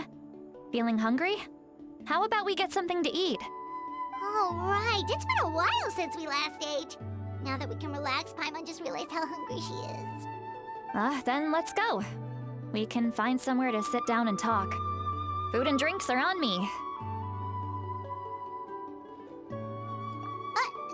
Really? You're not gonna take her offer? That's right. Citlali has gotten a lot quieter since Auroron ran away. She seems to be having a hard time. He's right. We're seasoned adventurers, so we're more than capable of paying our own bill. Hey, come on now. You won't even let me take you out for some food and drinks? I just wanted to treat you to a meal. Are you sure? We can save you some Mora. Mora is the least of my concerns. Besides, we're definitely due a meal after all the time we've spent together. Let me get this one. I might be an old hag, but I like to think I'm not completely useless. Sure, that's fine with us, but Paimon doesn't want you to be sad, Sweet Lolly. Don't worry. I'm sure a juicy grilled steak will work wonders.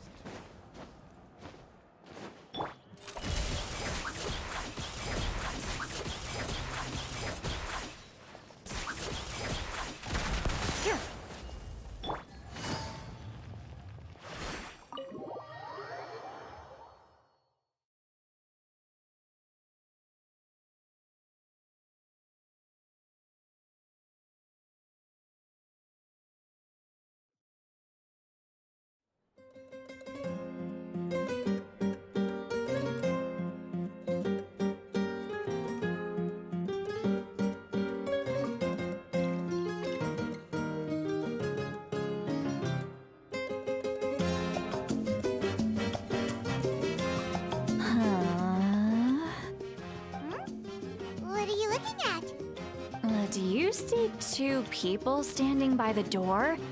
They look like spitting images of each other. Are they twins?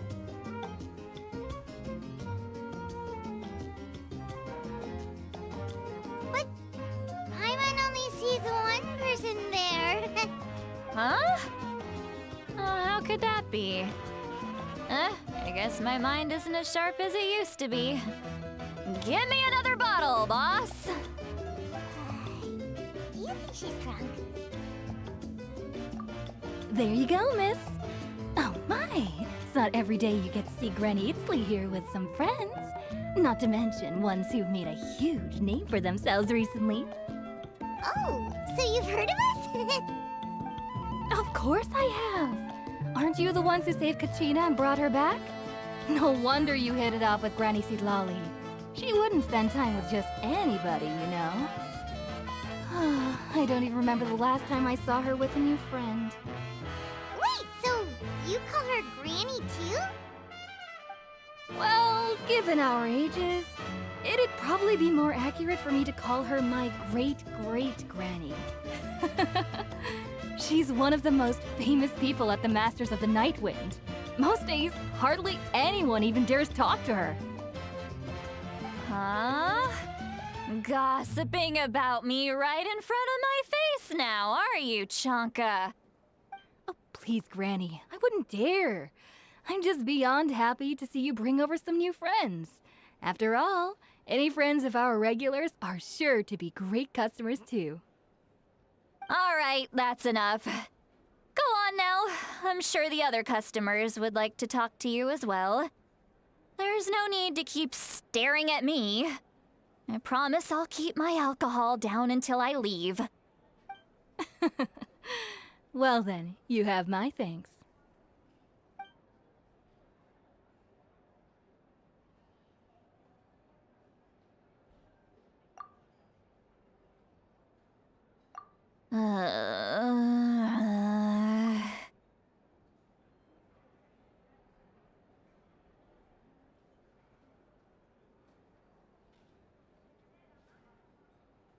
Seat Lolly?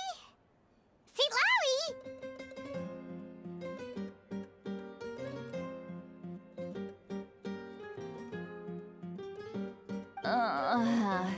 Who's that?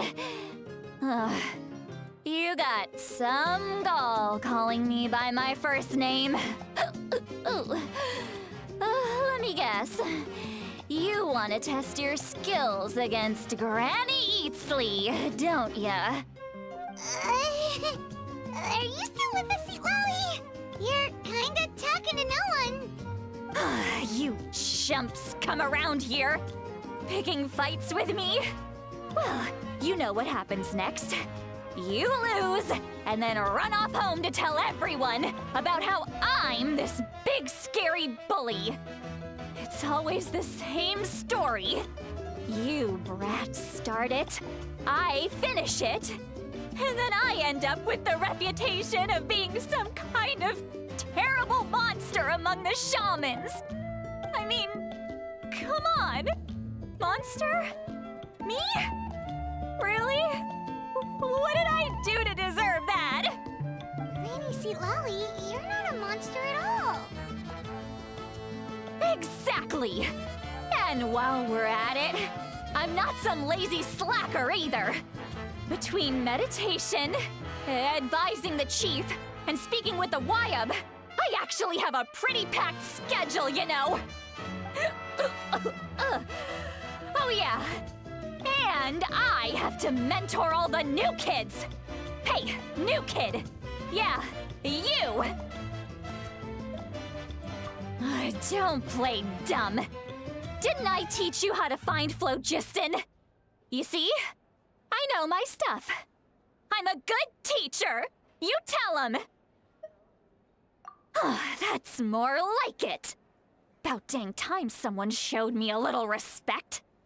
Yeah, Granny's a hard worker, all right.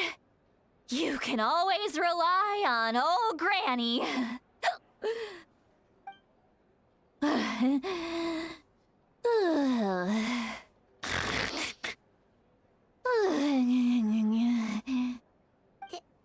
Did she just fall asleep with her eyes open?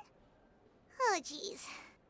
Behind this pitch-black curtain, a chapter of hatred reveals itself. Behind the smoke. The lingering smoke. Ah, she's meditating again. She does this whenever she's had a few too many drinks. Her mind's actually racing at this point. It's quite the opposite of sleep. Is this another specialty of the Masters of the Nightwind? No, I'd say it's an ability that's unique to Citlali herself. While she can easily pick up everyone else's skills and tricks, few have been able to master hers. Warning, warning.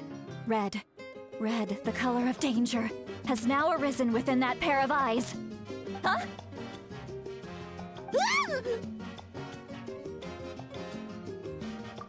Traveler? Paimon? What's wrong? I'm gonna hurl. Hang on, just keep it in. Phew. Okay, it's passed. That was a close one. You had Paimon worried. Paimon really thought you were about to barf all over the table just now. How embarrassing. I'm sorry you had to see me like that. That's never happened before, I swear. Are you feeling okay? Wanna take a quick walk and get some fresh air?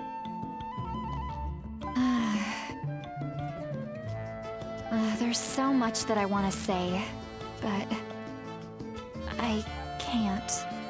Why not? Of course you can. Just say whatever's on your mind. Please, Paimon, it's not as simple as you think. We've only known each other for a few days, right? What would you think of me if I were to start dumping all of my complaints on you after we've only just met? Oh, Paimon gets it. You're hoping that we wouldn't think less of you no matter what you're about to say. No, that wasn't my point at all! Seriously, don't you youngsters know anything about shame? I'm talking about shame! I've lived all these years and still can't get rid of it! Surely, you know the feeling too? Actually, about that. Huh? Tell me what? Yeah, this is as good a time as any.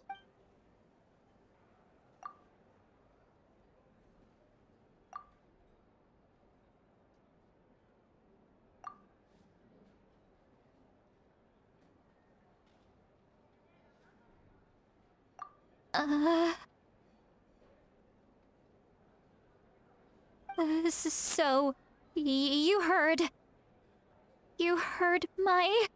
It's okay, Seatlali. You had every right to complain about those things. I can't take it anymore! Why do these things happen to me? Hearing me mumble under my breath is one thing, but hearing what I mumble in my own head? That's too much! It's just like when you're rolling on the floor in your pajamas, but you forget to lock the door, and someone bursts in to deliver cabbages and sees the whole thing! So that, happens to you a lot. It happens to people in general, okay? Doesn't matter if you're 200 years old or 1,000 years old. Everyone rolls around in their pajamas sometimes. I was just picking something generic.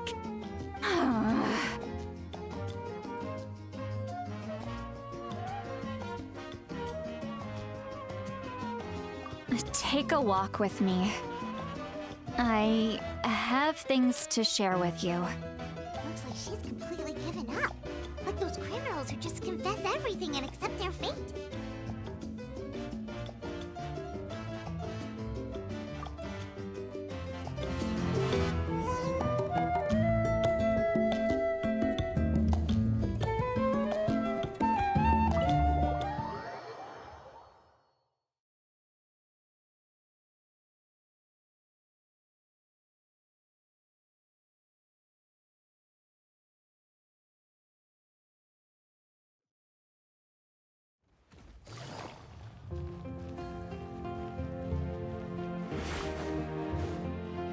Ready.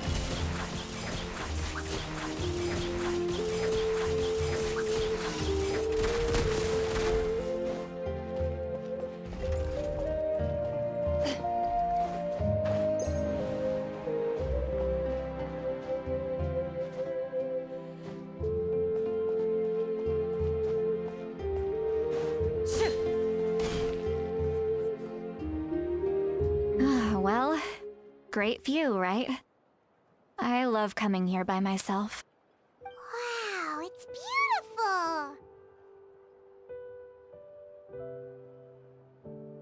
beautiful! You're making me want to cry. Oh no, what do we do? Please don't cry! I was an expression, okay? A figure of speech. I'm just... embarrassed. Here you are thanking me. Even after you helped me all this time. Let's just have a casual conversation. It's easiest that way. Really? You don't seem like the kind of person who keeps things casual. Well, I guess I used to be more of a stickler for the rules. And you're right, I don't usually open up to the people of my tribe like this. I'm just an eccentric old hag to them. That story's been passed down so long, it might as well be true. But you're just a regular person. The kids of my tribe would have a heart attack if they heard you say that. Granny Eatsley is a powerful figure. Be careful around her. That's what they'd say. Well, you are powerful. Are they afraid of you? Some are. Others are mad I always come out on top. A few decades like that, and people stop knowing how to deal with you. What about you? Are you scared of me? We don't find you scary at all.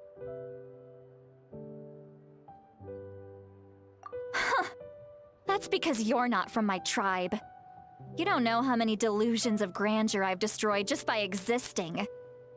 I make people realize that no matter how hard they work, they'll never become a living legend like me. Oh, not to brag or anything. Maybe it's hard to believe.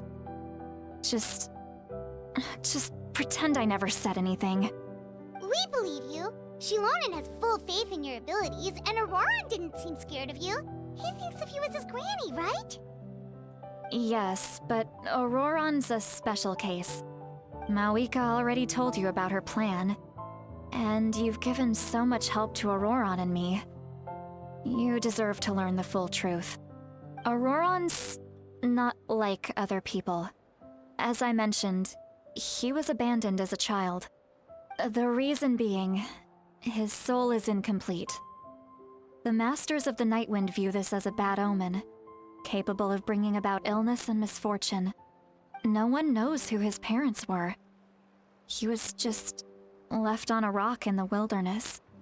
It's a miracle he wasn't devoured by some wild beast. The Masters of the Nightwind believe they can see human souls, and in Auroron's incomplete soul, they saw a possibility for Natlan. A possibility to turn Auroron into a vessel for lost souls. The ceremony would allow lost souls to gather within him. Auroron would then be sent to the Night Kingdom to return the souls to their rightful place, strengthening the ley lines and completing the ceremony. Wait, that doesn't sound right.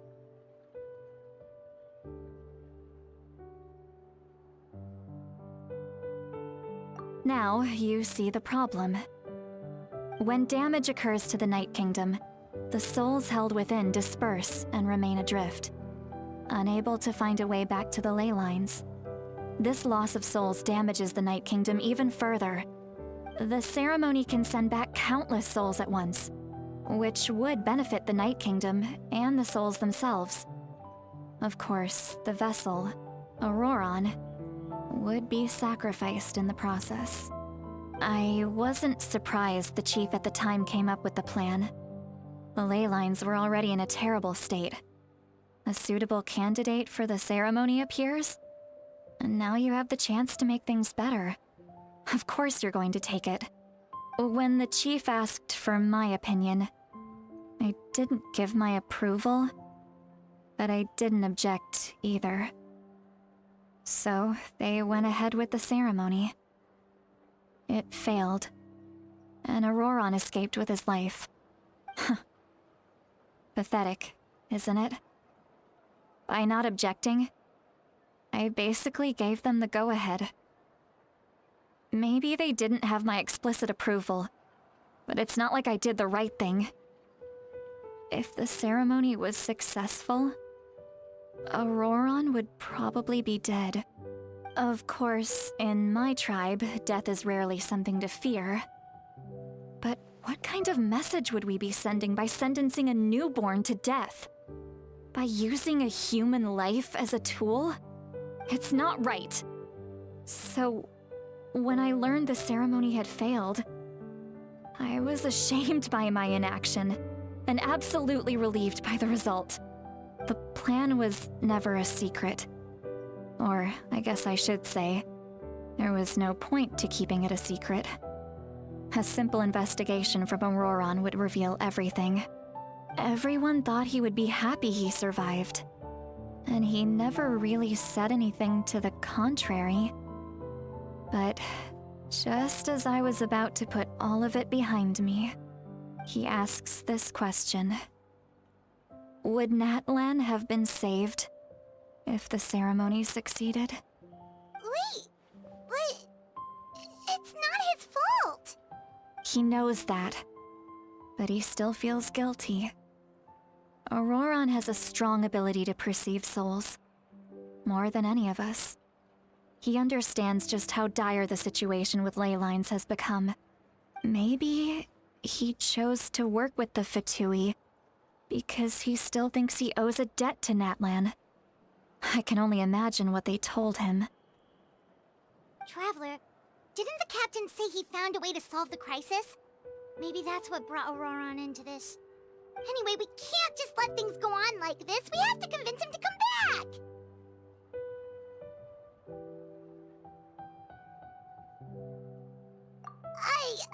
You don't look so good, Seatlolly. Maybe you should head back and get some sleep. Probably drank too much. It's okay. The fresh air is doing me good. Okay. Forget that. I need to go home. I hit it a little too hard.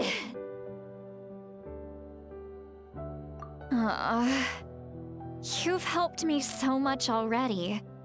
How do I even begin to thank you? Hey, we're friends, aren't we? Besides, you already said you owe us a favor, so you don't need to worry about us. Good point. Well, I'll go home and get some sleep. We can figure out our next move in the morning.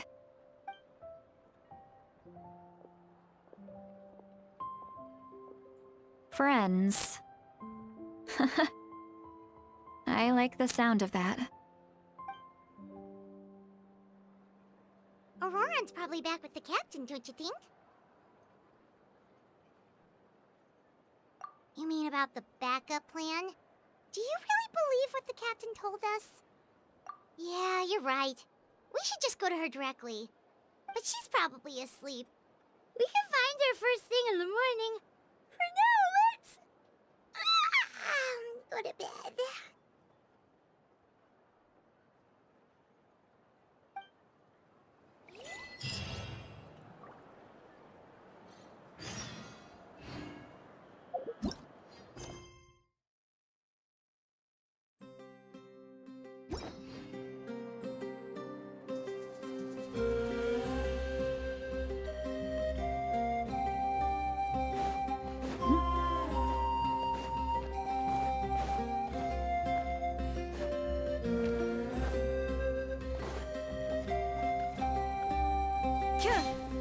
Into the shadows.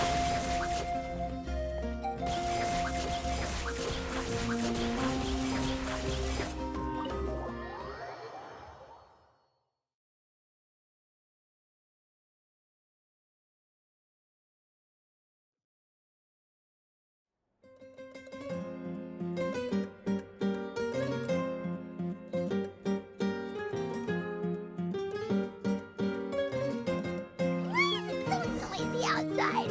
Pirates still haven't sleep. Well, guess we should see what's going on.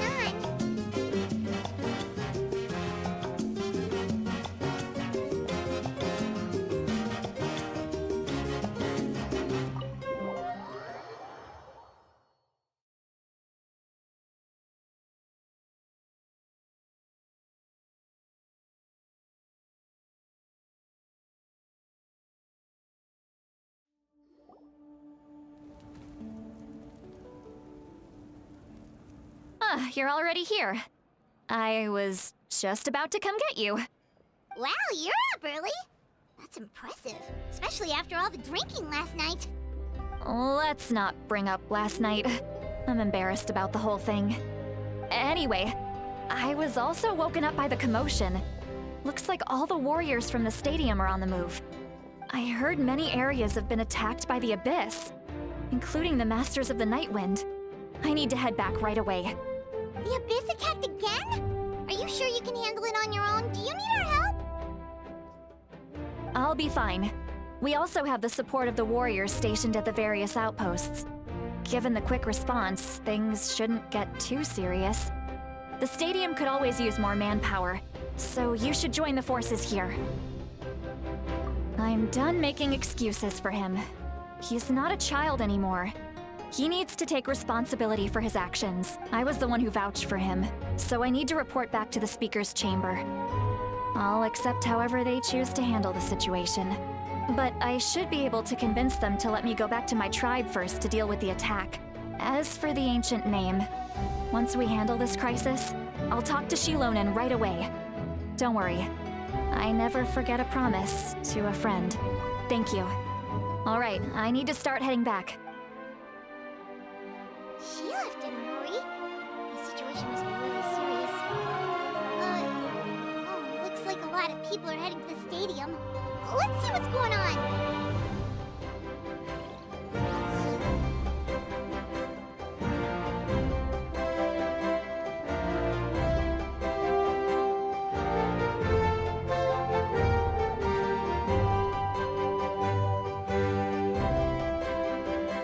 Traveler, over here!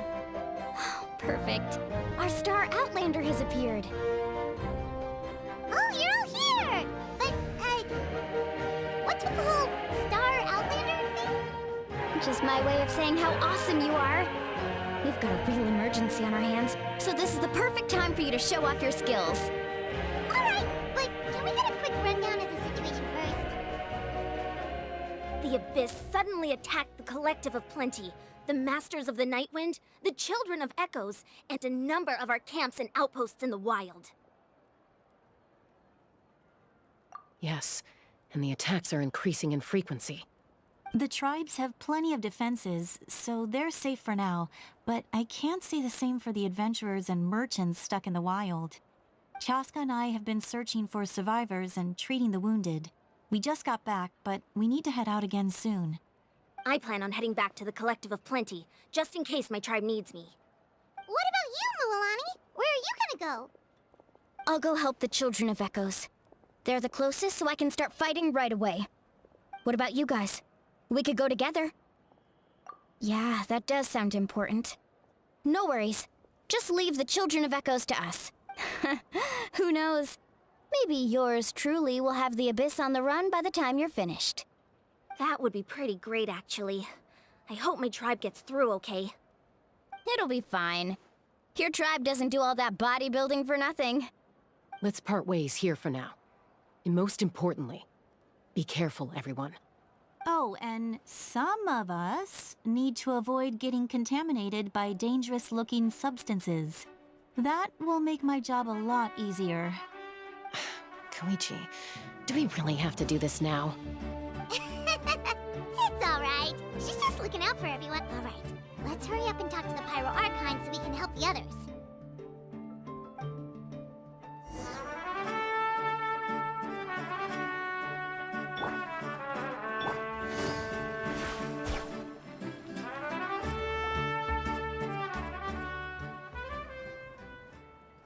Oh, it's you two. As you can see, things are not looking good right now. People across Natlan are in danger. Look, I'm very interested in your recent adventures, but this is not a good time. So we'll have to keep our conversation short. That's alright, we're also in a hurry. We're gonna go help the Children of Echoes after this. What?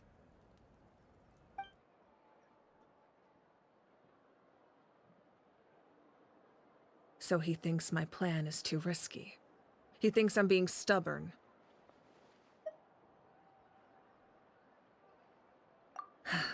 I shouldn't underestimate the Fatui's ability to gather intelligence.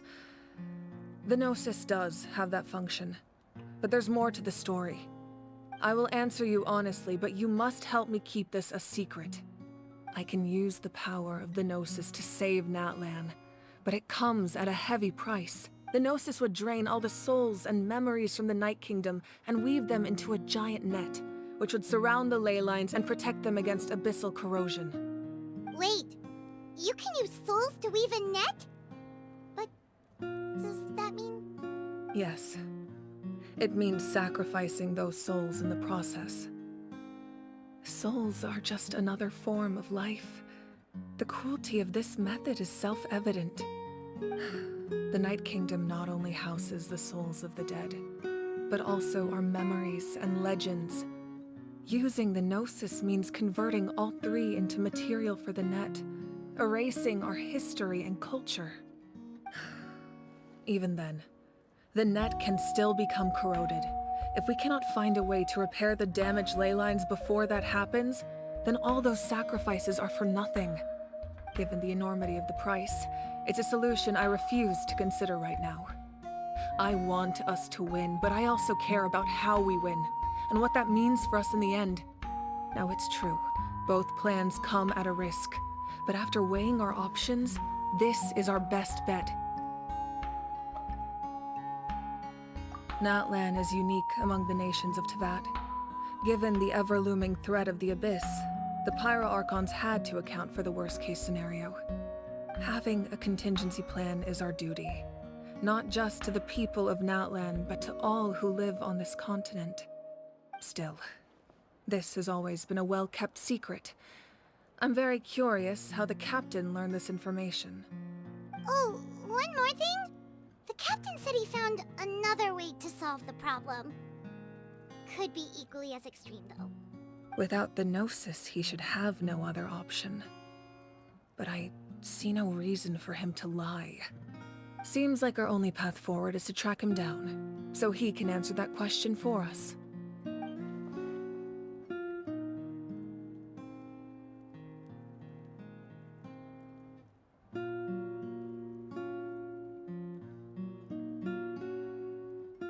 Judging by your expression, you must have doubted me, even if just for a second.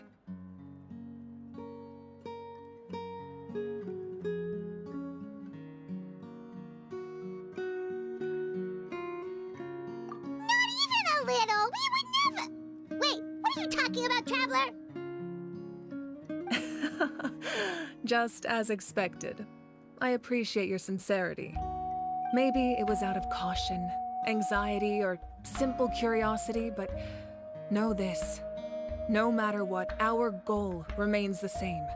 We both want to save the people of this land. So now that you have your answer, do you still doubt me?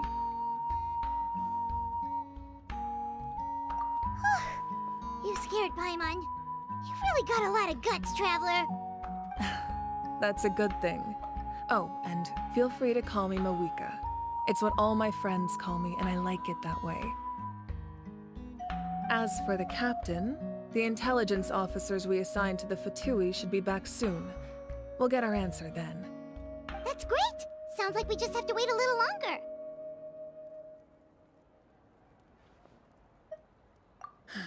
Not just yet. Even though the Abyss is attacking several locations at once, I'm confident the warriors stationed in those areas can handle it. Don't worry. I just need to finish coordinating our available manpower, then I'll take a small team to handle the difficult locations. Wait, you're going to fight in person? Didn't you give up your power? That's true. I'm far less powerful than a god in my current state. But don't forget, I was an experienced and powerful warrior before I ever became the Pyro Archon. No matter how you look at it, my duty is on the front lines.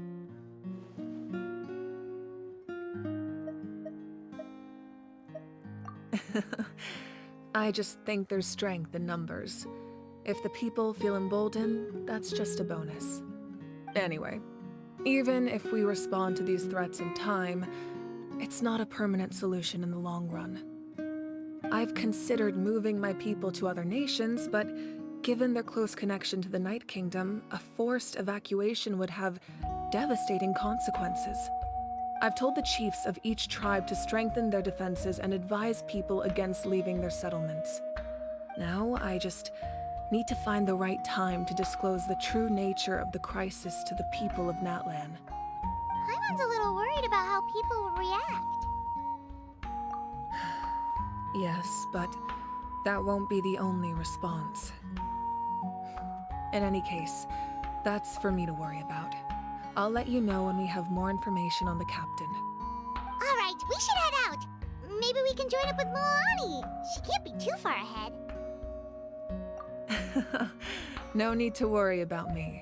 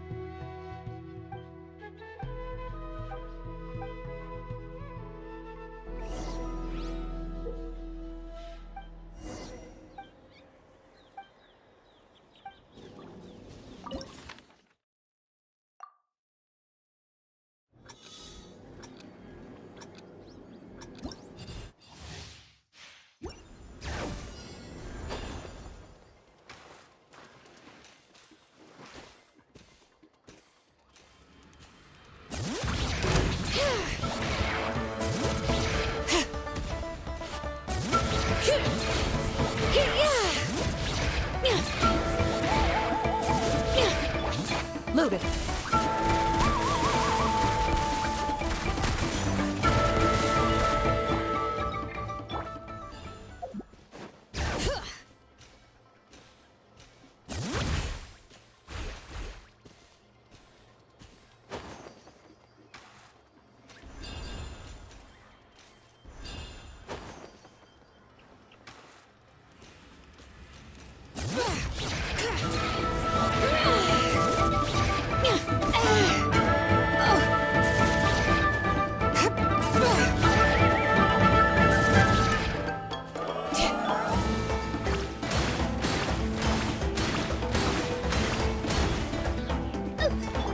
Gotcha. Things are about to get dicey. Don't get too close! Ready.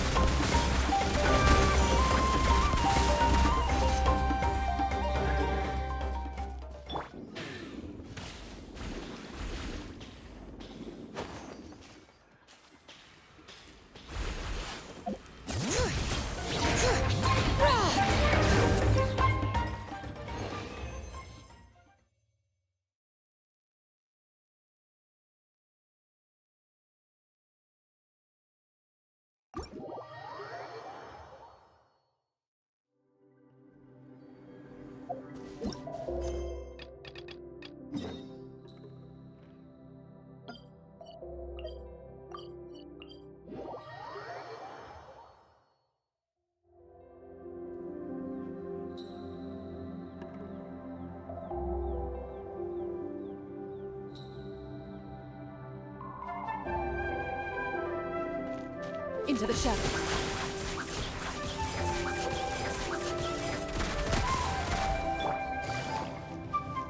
Right here.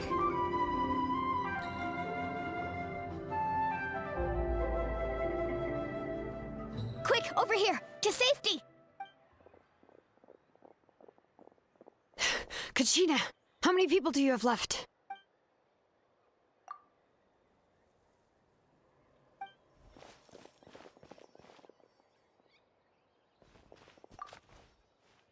What's the situation? There's a trapped caravan that needs our help. We need to rescue them as soon as possible. We'll go together.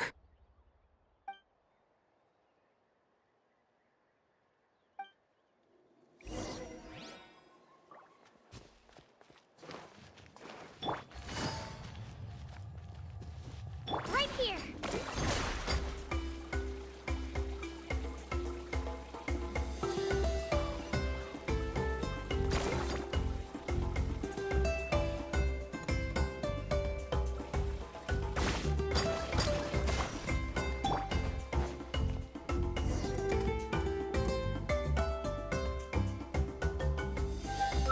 Stay safe.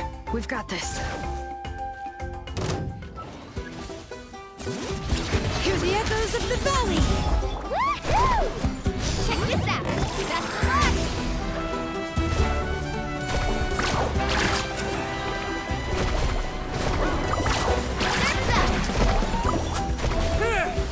Lightning flash! Clear the area!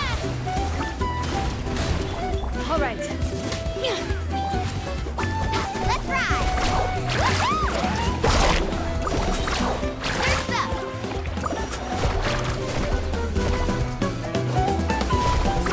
Amazing! Action at the flame! Take this! Right here! Yeah, kid! Letting great names echo! Thunderclap!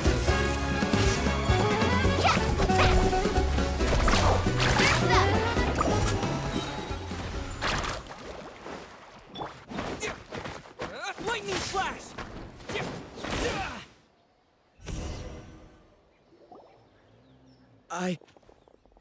I really thought I was done for.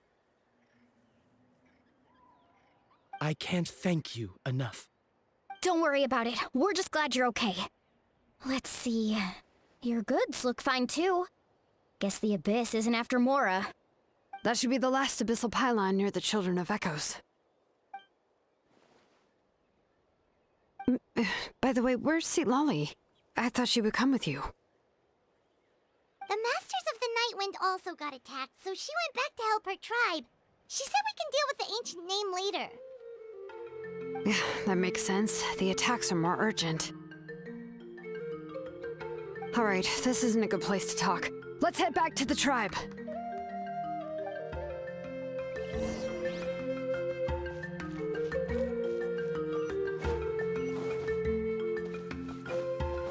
Right here.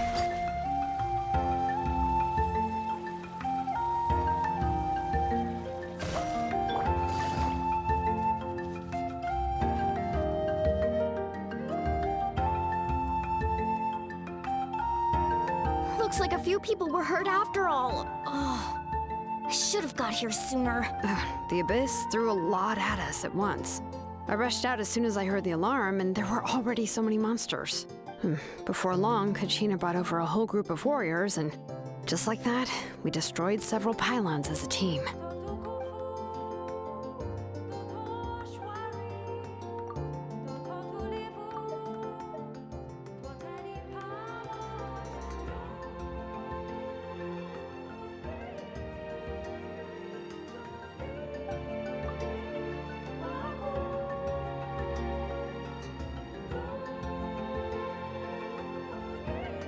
You mean the situation in the Night Kingdom, right? Yeah, I feel the same way. We've managed to keep it a secret all this time, but more and more people are realizing something's wrong. It's impossible not to feel anxious when things are getting worse by the second, and all we can do is wait. That just means we need to buy the Pyro Archon more time. Keep pushing, everyone. Every battle is worth something. You really are an eternal optimist, Mualani. You always find a way to cheer people up. Why, thank you. I guess it's one of my better qualities.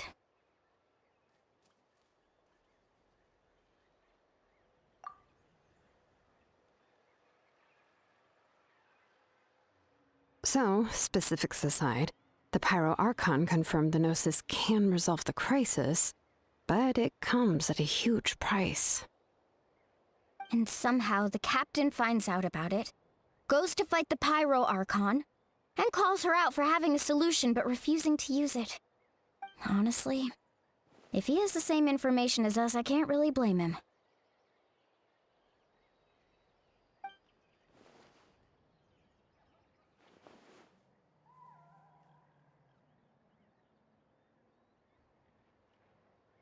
We talked to Moika before we left the stadium. According to her, the cost of the captain's plan is too high.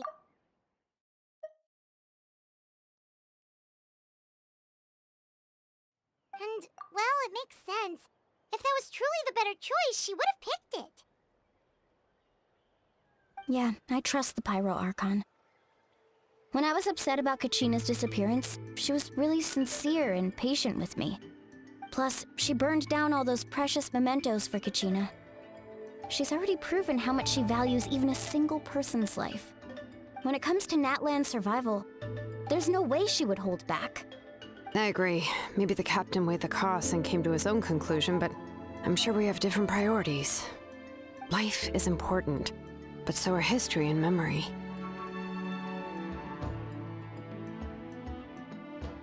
As the Archon, she can't tell us everything, but it seemed like she wasn't holding anything back this time.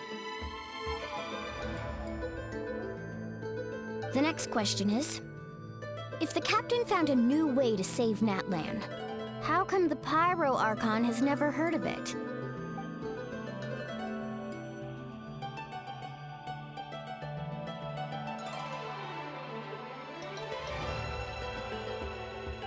This is all super confusing. We still don't have enough information. Once we figure out what the Fatui are doing, we'll have our answer. Let's head back then. Moika said her intelligence officers should return soon. With how many Fatui there are, someone's bound to give something away. Sounds good. I have a few theories of my own. With a bit more information, we just might get to the bottom of the whole thing.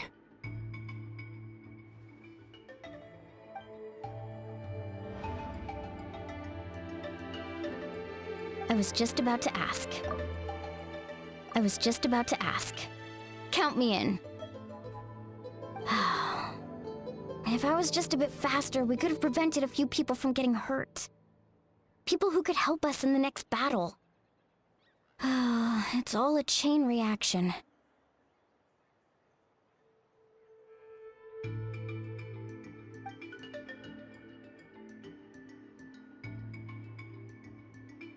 Register? Nah. I'll just follow you around. You know, go where you go, do what you do.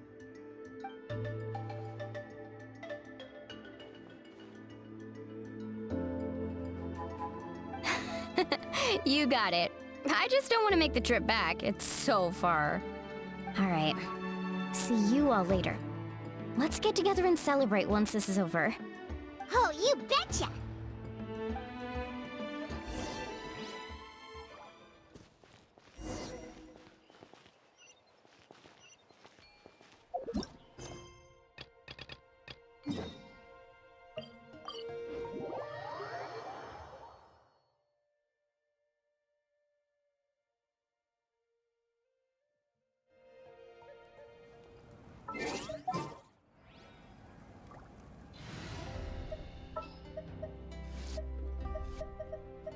I've been waiting for you for ages.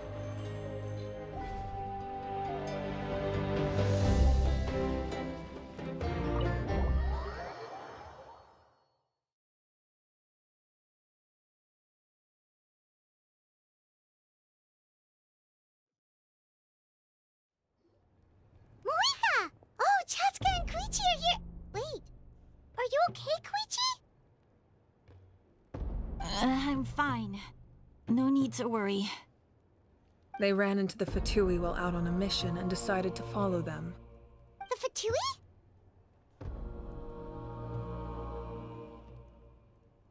Calm down and let me explain. Here's what happened.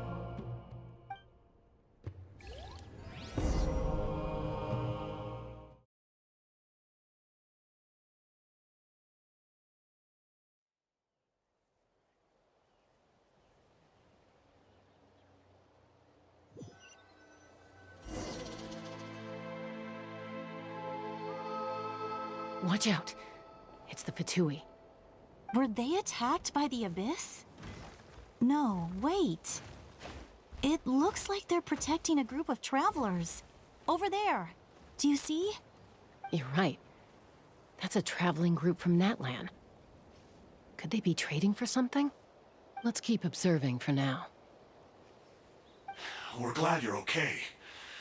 Given the appearance of abyss monsters all over Natlan, you should cancel your journey and seek shelter at the stadium or one of the tribes. Thank you so much. I wish there was something we could give you. We don't expect anything in return. We were out on a mission and saw you being attacked. It was our decision to help. If you truly wish to repay the favor, you can keep this a secret. If anyone asks, just say you were saved by warriors from Natlan. Oh, okay. We can do that. But... We're not asking you to cover up our activities. We haven't done anything illegal. Our captain simply wishes to remain undisturbed. Nonetheless, the decision remains yours. If we wanted to keep you quiet, we would have employed a harsher method. Got it. We'll get going now. Did you hear that? They mentioned a captain. Isn't that who the Pyro Archon is looking for? Exactly. We could be onto something big. Still, there was no trade. They were just helping people in need. I didn't sense an ulterior motive. I didn't believe the captain when he said he wanted to save Natlan. But based on what we just saw, it's possible he was telling the truth. Maybe we've been wrong about the Fatui this whole time. It's too early to say. Let's follow them and see what's really going on.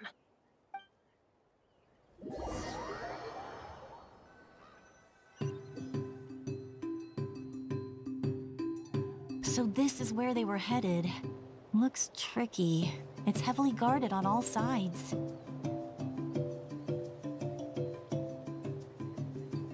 Koichi, wait for me here. I'll go in and check it out. Oh, no, you don't. How are you planning to get through all the guards? Look, I can use this terrain to my advantage.